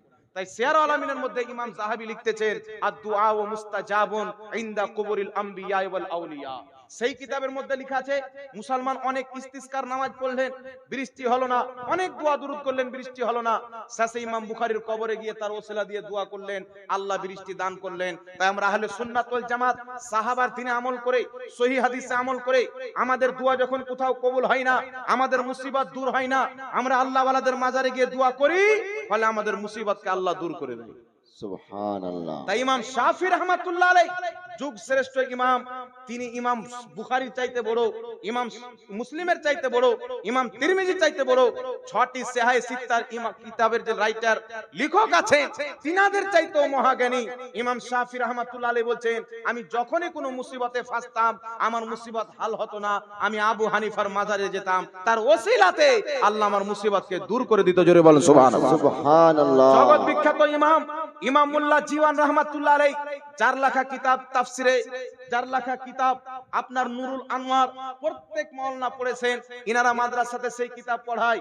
নুরুল আনোয়ারের লেখক, এই নুরুল আনোয়ার দেওবন্দি মৌলভী পড়ে, এই নুরুল আনোয়ার সুন্নি মৌলভীরা পড়ে, সবাই পড়ে মৌলভী হয়। সেই নুরুল আনোয়ারের রাইটার ইমাম মোল্লা জীওয়ান নিজের কিতাব তাফসিরাতে আহমদিয়া 46 নম্বর পৃষ্ঠার মধ্যে লিখতেছেন, নাজরানা হিসাবে যুগ যুগ থেকে মুসলমান আল্লাহ ওয়ালাদের মাজারে যে খাসি নিয়ে যায়, গরু নিয়ে যায়, ইমাম মোল্লা জীওয়ান বলছেন হালালুন তাইয়্যিবুন, ওটা হচ্ছে হালাল এবং পবিত্র। জোরে বলেন সুবহানাল্লাহ। সুবহানাল্লাহ। আর একটু জোরে হবে না সুবহানাল্লাহ? সুবহানাল্লাহ। আর এখন কিছু হারামজাদা বেরিয়েছে বলছে মাজারে খাসি নিয়ে যায় হারাম। তো হারামজাদাদের জন্য হারাম, হালাল জাদাদের জন্য হালাল। জি। আল্লাহ হেদায়েত দান করুক, সকলে পড়ুন আল্লাহুম্মা আমিন। তো মাজার জিয়ারত করবেন, ওখানে গিয়ে দোয়া করবেন, তবে মাজারে গিয়ে সেজদা করবেন, আল্লাহ ছাড়া কাউকে সেজদা করা যাবে না। হারাম। আর এমনি ফুজুল মাজারে চাদর চাপাবেন না। মাজারে যাচ্ছেন চাদর চাপা আছে, দ্বিতীয় চাদর চাপানো দরকার নাই। ইমামুল ফুকাহা ইমাম ইবনে আবিদিন শামী ফাতাওয়া শামীর মধ্যে লিখেছেন মাজারে চাদর চাপানো জায়েজ। মুসলিম শরীফের হাদিস, সাহাবায়ে কেরাম নবীর কবরে লাল রঙের চাদর দিয়েছিলেন, তবে একটা চাদর থাকলে দ্বিতীয় চাদর চাপানো যাবে না। ওই টাকা আল্লাহ ওয়ালার নামে কাউকে দান করে ইসালে সওয়াব করে দেন, আল্লাহর ওলি আপনার প্রতি বেশি খুশি হবে। বলেন সুবহানাল্লাহ। সুবহানাল্লাহ। আজানের পরে সালাত দেওয়া যাবে কি যাবে না? দেখেন আজানের পরে সালাত দেওয়া, আসসালাতু ওয়াসসালামু আলাইকা ইয়া রাসূলুল্লাহ, হাদিস শরীফের মধ্যে এসেছেন হযরতে বেলাল রাদিয়াল্লাহু তাআলা আনহু, আবু দাউদ শরীফের হাদিস, হযরতে বেলাল রাদিয়াল্লাহু তাআলা আনহু মদিনা শরীফে একজন মহিলার বাড়ির ছাদ অনেক উঁচু ছিল, যার ছাদে চেপে তিনি আজান দিতেন। তো ওই মহিলা বলছেন যে প্রত্যেক ফজরের আজানে হযরতে বেলাল আজানের পূর্বে কোনো একটি ভালো দোয়া করতেন, তারপর আজান দিতেন। তাই আমরা আহলে সুন্নাত ওয়াল জামাত আজানের পূর্বে দুরূদ পড়ি, তারপর আজান দিই, বেলালের সুন্নাতে আমল করি। একটু জোরে হবে না সুবহানাল্লাহ? তাই সুবহানাল্লাহ। ইমাম কাজী আয়াজ রাহমাতুল্লাহ আলাইহি বলছেন আজানের আগে দোয়া পড়া মুস্তাহাব, সওয়াবের কাজ। এবার আজানের পরে ইকামতের পূর্বে হযরতে বেলাল দুরূদ শরীফ পড়তেন। সুবহানাল্লাহ। আজানের পরে ইকামত দেওয়ার পূর্বে হযরতে বেলাল রাদিয়াল্লাহু তাআলা আনহু দুরূদ পড়তেন, নবীর প্রতি সালাতু ওয়াস সালাম পাঠ করতেন। তার কারণে ফুকাহায়ে কেরাম যেমন ইমাম ইবনে আবিদিন শামী ফাতাওয়া শামীর মধ্যে লিখেছেন যে মাগরিবের আজান বাদ দিয়ে আপনার এই কি আজান, আসর, যোহর, এশা, ফজর, এই 4 ওয়াক্তের আজানের পর জামাতের পূর্বে সালাত দেওয়া, যাকে আরবিতে তাসবিহ বলা হয়, এটা হচ্ছে মুস্তাহাসান, অতি উত্তম কাজ। সুবহানাল্লাহ। তার কারণে আমরা আহলে সুন্নাত ওয়াল জামাত আজানের পরে ইকামতের পূর্বে নবী মুস্তাফার সালাত পাঠ করি, যাকে আরবিতে তাসবিহ বলা হয়। ফুকাহায়ে কেরাম এটাকে উত্তম কাজ বলেছেন, করলে নেকি পাওয়া যাবে। তো আমরা নেকিটা ছাড়বো কেন? জি। কথা বুঝছেন কি বুঝছেন না? তার কারণে আজানের পরে ইকামতের পূর্বে সালাত দিবেন। কোন মসজিদে যদি বন্ধ থাকে আপনারা চালু করেন, আজান সালাত দিবেন অবশ্যই। কথা বুঝতে পেরেছেন কি পারেননি? আর কোন গাঁজা টাননেওয়ালা, ফেতরা খানেওয়ালা, ইনজেকশন মারনেওয়ালা কেউ যদি এসে বলে বিদআত, ওর মুখে একটা মুক্কা দিবেন, যে কয়টা হাদিস পড়েছিস রে, কোন মাদ্রাসায় পড়েছিস? একদিন এক মাদ্রাসায় পড়েছি, একটা ছেলে এসে বলছে যে হুজুর আমাকে ওখানে সব কারি সাহেব বলে। নামাজ পড়লো, নামাজ পড়ে আসার পরে বলছেন হুজুর আমাদের নবী লিখতে পড়তে জানতো না। তো আমার পায়ের রক্ত তো মাথায় চেপে গেল, কিন্তু বলছে একে যদি ইট টিট মেরে দিতে মরে যাবে, ফালতু আমাকে জেল খাটতে হবে। আর রাগই তো পালিয়ে যাবে, একে বুঝাবে কে? তো রাগটাকে কোন রকম কন্ট্রোল করলাম যে একে একটু বুঝিয়ে দিই, যদি মেনে নেয় আল্লাহু আকবার। বুখারী শরীফ নিয়ে আসলাম, বুখারী শরীফের 2699 নম্বর হাদিসটা খুললাম। তো আমি ওকে হাদিসটা দেখাচ্ছি, ওতে তো হাদিস নাম্বার দেওয়া থাকে না, অরিজিনাল কিতাব। ওকে পড়ে শোনাইলাম যে আমাদের নবী লিখলেন মুহাম্মদ ইবনে আব্দুল্লাহ, মুহাম্মদ রাসূলুল্লাহ শব্দটা মুছে দিলেন, সুলহ হুদাইবিয়ার হাদিস, তারপরে লিখলেন মুহাম্মদ ইবনে আব্দুল্লাহ। তো আমাকে বলছে হুজুর হাদিস নাম্বার কত? লিয়াব ঝামেলা, এই হাদিস নাম্বার শিখিয়ে দিয়েছেন, আমার কিতাবটার মধ্যে তো হাদিস নাম্বার নাই, অরিজিনাল কিতাব প্রিন্ট। ওলামায়ে কেরাম জানেন ওতে হাদিস নাম্বার থাকে না। ও মোবাইলে সার্চ করে হাদিস নাম্বার বের করলাম 2699, আমার লে বেটা 2699। ও আবার নিজের মোবাইলে বের করলো যে হুজুর ভুল বলছে না তো, মানে বিশ্বাস নাই, নিজের মোবাইল থেকে বের করে পড়ছেন যে নবী পাক একটি চুক্তিপত্র লিখলেন, তো সিগনেচার লিখেছেন ওখানে মুহাম্মদুর রাসূলুল্লাহ। তো ইহুদিরা বলছে যে হুজুর আপনাকে তো আমরা নবী মানি না, নবী মানলে তো আমাদের দ্বন্দ্ব নাই, তো মুহাম্মদ রাসূলুল্লাহ কেন লিখেছেন? মুহাম্মদ রাসূলুল্লাহ শব্দ কাটিয়ে মুহাম্মদ ইবনে আব্দুল্লাহ আপনার নাম লেখেন। নবী পাক বলেন আলী তুমি মুহাম্মদ রাসূলুল্লাহ মুছে আমার নাম লিখে দাও। হযরত আলী বলছেন হুজুর আল্লাহর কসম আমি পারবো না, আমি তো আপনাকে নবী মানি। আমার নবী আলীর হাত থেকে কাগজটা নিলেন, মুহাম্মদ রাসূলুল্লাহ শব্দটা মুছলেন, ফাকাতাবা মুহাম্মদ ইবনে আব্দুল্লাহ, তারপরে লিখলেন মুহাম্মদ ইবনে আব্দুল্লাহ। জোরে বলেন সুবহানাল্লাহ।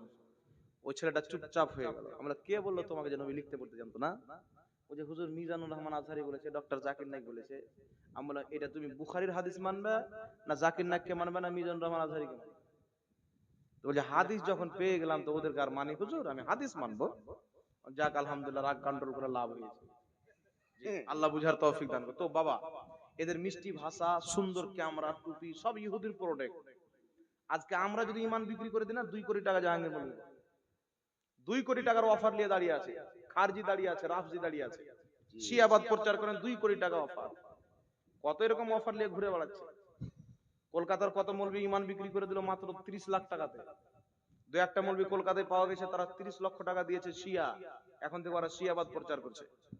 তাহলে আমার মতন মৌলবি আমাদের কিছু প্রপার্টি আছে, আমরা যদি শিয়াবাদ প্রচার করে আমাদেরকে কোটি টাকা দিবে, এস মাস্তি করে 4 চাকায় ঘুরে বেড়াবো, কোনো ব্যাপার নেই, জালসা করার প্রয়োজন নাই। তো আমরা আলহামদুলিল্লাহ আহমদ রাজা আলা হযরতের আমরা হচ্ছে গোলাম। আমরা ঈমান বিক্রি করার জন্য মৌলবি হইনি, ঈমান বাঁচানোর জন্য মৌলবি। আলা হযরত সারা জিন্দেগি মানুষের ঈমানের হিফাজত করার জন্য হাজার চাইতে বেশি কিতাব লিখে দিয়ে গেছেন। তাই আমরা যতদিন বাঁচবো আহলে সুন্নাত ওয়াল জামাত সঠিক নবী মুস্তাফার দ্বীন মানুষের সামনে উপস্থাপন করব। যে মানবে সে নাজাত পাবে, যে মানবে না জাহান্নামে গেলে আমার বাপ দাদার কিছু আসে না। জি কমপক্ষে আমাদের ঈমানটা তো বাঁচবে নাকি বলেন? জি তাই আহলে সুন্নাত ওয়াল জামাতের প্রতি কায়েম থাকেন। যত দেখছেন ওয়াহাবি, দেওবন্দি, খারজি, শিয়া, এদের সুন্নি জামাত তো দূরে থাক, ইসলামের সাথে এদের কোনো সম্পর্ক নাই। এদের আকীদা হচ্ছে ইহুদিদের মতো আকীদা, এদের আকীদা হচ্ছে বানানো আকীদা, তৈরি করা আকীদা, একটাও কোরআন হাদিসের আকীদা নাই।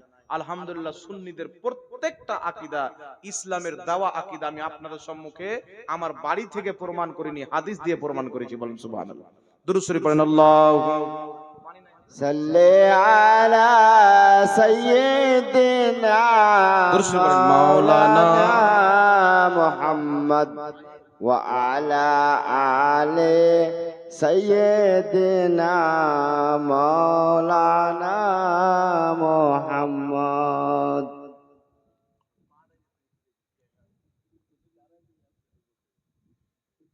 আলহামদুলিল্লাহ। আর কেউ প্রশ্ন করিয়েন না, অনেক হয়ে গেছে, আমাকে রোজ রোজ বলতে হয়। বেঁচে বেঁচে থাকতে দেন, ইনশাআল্লাহ আরো শোনাবো। যদি মরে যায় তো আর কি শোনাবো? একটাই প্রশ্ন কি এভাবে চিত্রে দেখেন, নামাজ আমার নবী বলেছেন এমন ভাবে পড়ো যে তুমি আল্লাহকে দেখছো। সেটা যদি সম্ভব না হয় তো এটা ইয়াকিন করে নাও যে আল্লাহ আমাকে দেখছে। আর আপনি আল্লাহর সামনে কোলহা ব্যাঙের মতন পাঁও ছিদ্রে দাঁড়িয়ে যাবেন, এটা মানায়? জোরে বলেন। পাঁও ছিদ্রে দাঁড়ানো যায়? আমরা তো আমাদের শিক্ষকের সামনে পাঁও ছিদ্রে কারা দাঁড়ায়? পাঁও ছিদ্রে কারা দাঁড়ায়? এরকম অফিসার আছে, এক অফিসের সামনে এভাবে পাঁও ছিদ্রে দাঁড়িয়েছে, গল্প করছে। ওই কেসটা কি করতে হবে, ওকে ধরতে হবে কি হবে না? আমরা আল্লাহর দরবারে দাঁড়াবো তো আমাদের হাত পা তো থর থর থর করে কাঁপবে। কিন্তু কিছু লোক আছে কেমন করে দাঁড়ায় বাবা জানে? এইভাবে দাঁড়ায়, পাঁও ছিদ্রে। মনে হচ্ছে নামাজ পড়তে আসেনি, ওর বাপের জমি ধরতে এসে মসজিদে। তো এইভাবে দাঁড়ানো হচ্ছে বেয়াদবি। এইভাবে আল্লাহর সামনে দাঁড়াতে হয় না। কিভাবে দাঁড়াবেন? এতটুক চারা, এতটুক আপনার চারা খুব বেশি থাকলে এতটুক ফাঁক থাকুক মিডিলে, 4 আঙ্গুল বা এতটুক। অতিরিক্ত এটা খেলাফে আদব, আদবের খেলাফ। এরকম ছিত্রা দিচ্ছে এইভাবে দেখবেন কিছু নামাজে ইউটিউবে দেখতে পাওয়া যায়, এমন ভাবে পাও মেলেছে যে মানে কম্পিটিশন চলছে। আল্লাহ নতুন দুনিয়া তৈরি করেছে, নতুন মানুষ পাঠিয়েছে, তোরা ধরেলে যে যত জমি পারবি। তো ট্যাং ছিত্রা নিয়েছে যে আমার যেন জমিটা বেশি হয়। তো এইভাবে এরা বোকা গাধা, মানে এরা দিন শিখছে ওই ইহুদির প্রোডাক্টের কাছে। খাজা গরিব নামাজের মাননেওয়ালার কাছ থেকে দিন শিখবে, তেবি তো ভালো শিক্ষা পাবে। জি, আউলিয়া কিরামের মহব্বতকারী, রাসূলুল্লাহর মহব্বতকারীদের কাছে দিন শিখবে, তেবি তো মহব্বত পাবে। আপনি এমন ভাবে দাঁড়ান যে ভদ্র ভাবে আল্লাহর সামনে দাঁড়িয়ে আছে। এইভাবে কেউ মানুষের সামনে দাঁড়ায় না, তো আল্লাহর সামনে কি করে দাঁড়াবে? এটা কোনো আদব হলো ভাই? আপনি সার্চ করবেন ইহুদিরা নিজের ইবাদত করে এইভাবে হাত বাড়ায়, এটা মুসলমানদের তরিকা নয়। মুসলমান নাভির নিচে বা নাভির উপরে শাফি মাযহাব এত দূর বা এত দূরে হাত বানা আছে, কথা বুঝতে পারছেন কি না? এইভাবে হাত বানাকে অনেক ফোকা মাকরুহ বলেছেন। তা এখানে হাত বানতে হবে না, নাভির নিচে হাত বানবেন, এটা হচ্ছে সুন্নাত। পাওকে খুব বেশি ফোঁটাগুলো এতটুকু করবেন, অতিরিক্ত করবেন না। কিছু নামাজি তো এমন দেখতে পাওয়া যায়, মৌলবি শিখে দিয়েছে পাও ফেড়ি নামাজ পড়তে হবে না, নামাজ হবে না, এই এমন করে পাও মেরেছে আর দুই পাও একদম আপনার তো নিচে টাইলস বিছা আছে, পিছলে পড়েছে, ভাটাস করে নিচে পড়েছে, পিছলে ঘা হয়ে গেছে। এইরকম নামাজি হয়েন না, আল্লাহ হেদায়েত দান করুক, বলেন আল্লাহুম্মা আমিন। এগুলো ফালতু জিনিস সমাজের মধ্যে আছে, ফিতনা, বাকি কিছু নয়। খুব বেশি এক বালিশ এতটুকু ফাঁক রাখবেন, দাঁড়াবেন আদব সহকারে, আল্লাহ যে এটা নিয়ত করবেন যে আল্লাহ আমাকে দেখছে। এটা তো সম্ভব নয় যে আমরা আল্লাহকে দেখবো, এটা সম্ভব যে আল্লাহ আমাদেরকে দেখছেন। তাহলে আল্লাহর সামনে কি আদব হবে এটা আপনারা চিন্তা করুন। সুন্দর করে নাভির নিচে হাত বাঁধবেন, স্থির হয়ে দাঁড়াবেন, না পাও বেশি চিত্রে দিবেন, না খুব সাঁটিয়ে দিবেন, আদব বজায় রেখে আল্লাহর সামনে দাঁড়াবেন, যেন আপনার প্রতি আল্লাহর রহমত হয়, আপনার নামাজটা কবুল হয়ে যায়। আর একটা প্রশ্ন করলেন এখানে, প্রশ্নটা হচ্ছে ভিডিও করা কি? এখানে কালকে আসবেন আওলাদে রাসূল, আওলাদে গাউসে আজম, আলে রাসূল হুজুর সৈয়দ শাহ গুলজারে মিল্লাত ইসমাইলি রাজ্জাকি ওয়াস্তি মাদ্দাজিল্লাহুল আলী, বহুত বড় খানদানের লোক, বহুত বড় খানদান। এনারা শুধু কালিয়াচকের পীর নয়, সারা বিশ্বের পীর। এমন একজন মহান ব্যক্তি আসবে, আমি কি বলবো, আপনারা হয়তো আর আগে দেখেছেন, কালকে খালি চেহারাটা দেখবেন আর মিলিয়ে নেবেন যে হ্যাঁ এরকমই হয় আল্লাহ আল্লাহ, দেখেই আপনি বুঝে যাবেন। উনি আসছেন, উনাদের নিকটে, আলা হযরতের নিকটে, মুফতি আজম হিন্দের নিকটে, তাজুস শরিয়ার নিকটে, মানে আপনার আহলে সুন্নাতের এক জামাতের নিকটে ভিডিও রেকর্ডিং করা হচ্ছে হারাম, আবার এক জামাতের নিকটে ভিডিও রেকর্ডিং করা হচ্ছে জায়েজ। আহলে সুন্নাতের মধ্যে এটা হচ্ছে ইখতিলাফ, আর এটা আকীদার মাসআলা নয়, এটা হচ্ছে ফুরুই মাসলা। আর ফুরুই মাসলা ইখতিলাফটা হচ্ছে রহমত। নবী বলেছেন আমার উম্মতের ইখতিলাফ হচ্ছে রহমত, কথা বুঝেছেন? তো যাদের নিকটে জায়েজ আছে তারা করবে, যাদের নিকটে জায়েজ নাই তারা করবে না। এই নিয়ে মারামারি করে সুন্নিতে ফাটল সৃষ্টি করা যাবে না। আমি নিজেই ক্যামেরা করাকে জায়েজ মনে করি না, আমার মজবুরি আছে। আমার বক্তব্য শুনে যদি 10টা লোক পথ দেখতে পাই, 10টা লোককে আল্লাহ হেদায়েত দেয়, আমার একটু গুনাহ হোক, 10টা লোকের ঈমান তো বেজে যায়। আর আজ পর্যন্ত আলহামদুলিল্লাহ আমার হাতে 17 জন ওয়াহাবি কলমা পড়ে সুন্নি হয়েছে, 17 জন ওয়াহাবি। তার কারণ আমি বলছি আল্লাহ আমার একটু গুনাহ হয় তুমি মাফ করে দিও, কিন্তু কোন ওয়াহাবি যদি সুন্নি হয়ে যায় আলহামদুলিল্লাহ, এটা খুব বড় কথা। তার কারণে এগুলো নিয়ে মারামারি করার দরকার নাই। এখানে আজকে করলেন, আমরা করি, ঠিক আছে, অসুবিধা নাই। কালকে এখানে কেউ ক্যামেরা লাগাবেন না, কালকে কেউ আসবেন না। হুজুরও যেটা মাসলাক তিনি নিজের মাসলাকের উপরে কায়েম থাকবে। কথা বুঝে শিখাসিনি বাবা, বুঝতে পেরেছেন? আল্লাহ বুঝার তৌফিক দান করুক। অনেক আলোচনা করা হলো, এগুলো সব হচ্ছে আমাদের হুজুর কি নাম গো পেয়ে থাকেন, ক্ষমা প্রার্থী। আল্লাহ তাবারাক ওয়া তাআলা আমাদের সকলের উপস্থিতিকে কবুল করুক, সকলকে আহলে সুন্নাত ওয়াল জামাতের প্রতি দণ্ডময় থাকার আল্লাহ তৌফিক দান করুক। ওয়া আখির দাওয়ানা আলহামদুলিল্লাহি রাব্বিল আলামিন। উঠ খড়ে হো মুমিনো, তাজিমে আহলে ইয়া নবী সালাম আলাইকা ইয়া রাসূল, সালাম আলাইকা ইয়া হাবিব, সালাম আলাইকা সালাওয়াতুল্লাহ। 12 রবিউল আউয়ালে আসিলেন মায়ামিনার কোলে, দরবারে 2 হাত তুলে কান্দিলেন উম্মতি বলে, ইয়া নবী সালাম আলাইকা ইয়া রাসূল, সালাম আলাইকা ইয়া হাবিব, সালাম আলাইকা সালাওয়াতুল্লাহ আলাইকা। তুমি যে নূরের রবি, নিখিলের ধ্যানের ছবি, তুমি না এলে দুনিয়ায় আঁধারে ডুবি, তো সবই ইয়া নবী সালাম আলাইকা ইয়া রাসূল সালাম আলাইকা ইয়া হাবিব সালাম আলাইকা সালাওয়াতুল্লাহ আলাইকা আসসালাতু ওয়াসসালামু আলাইকা ইয়া রাসূলুল্লাহ আসসালাতু ওয়াসসালামু আলাইকা ইয়া হাবিবাল্লাহ আসসালাতু ওয়াসসালামু আলাইকা ইয়া নূরাম মিন নূরিল্লাহ বালাগাল উলা বিকামালিহি কাশাফাত দুজা বিজামালিহি হাসানাত জামিউ খিসালিহি সাল্লু আলাইহি ওয়া আলিহি ওয়া সাহবিহি।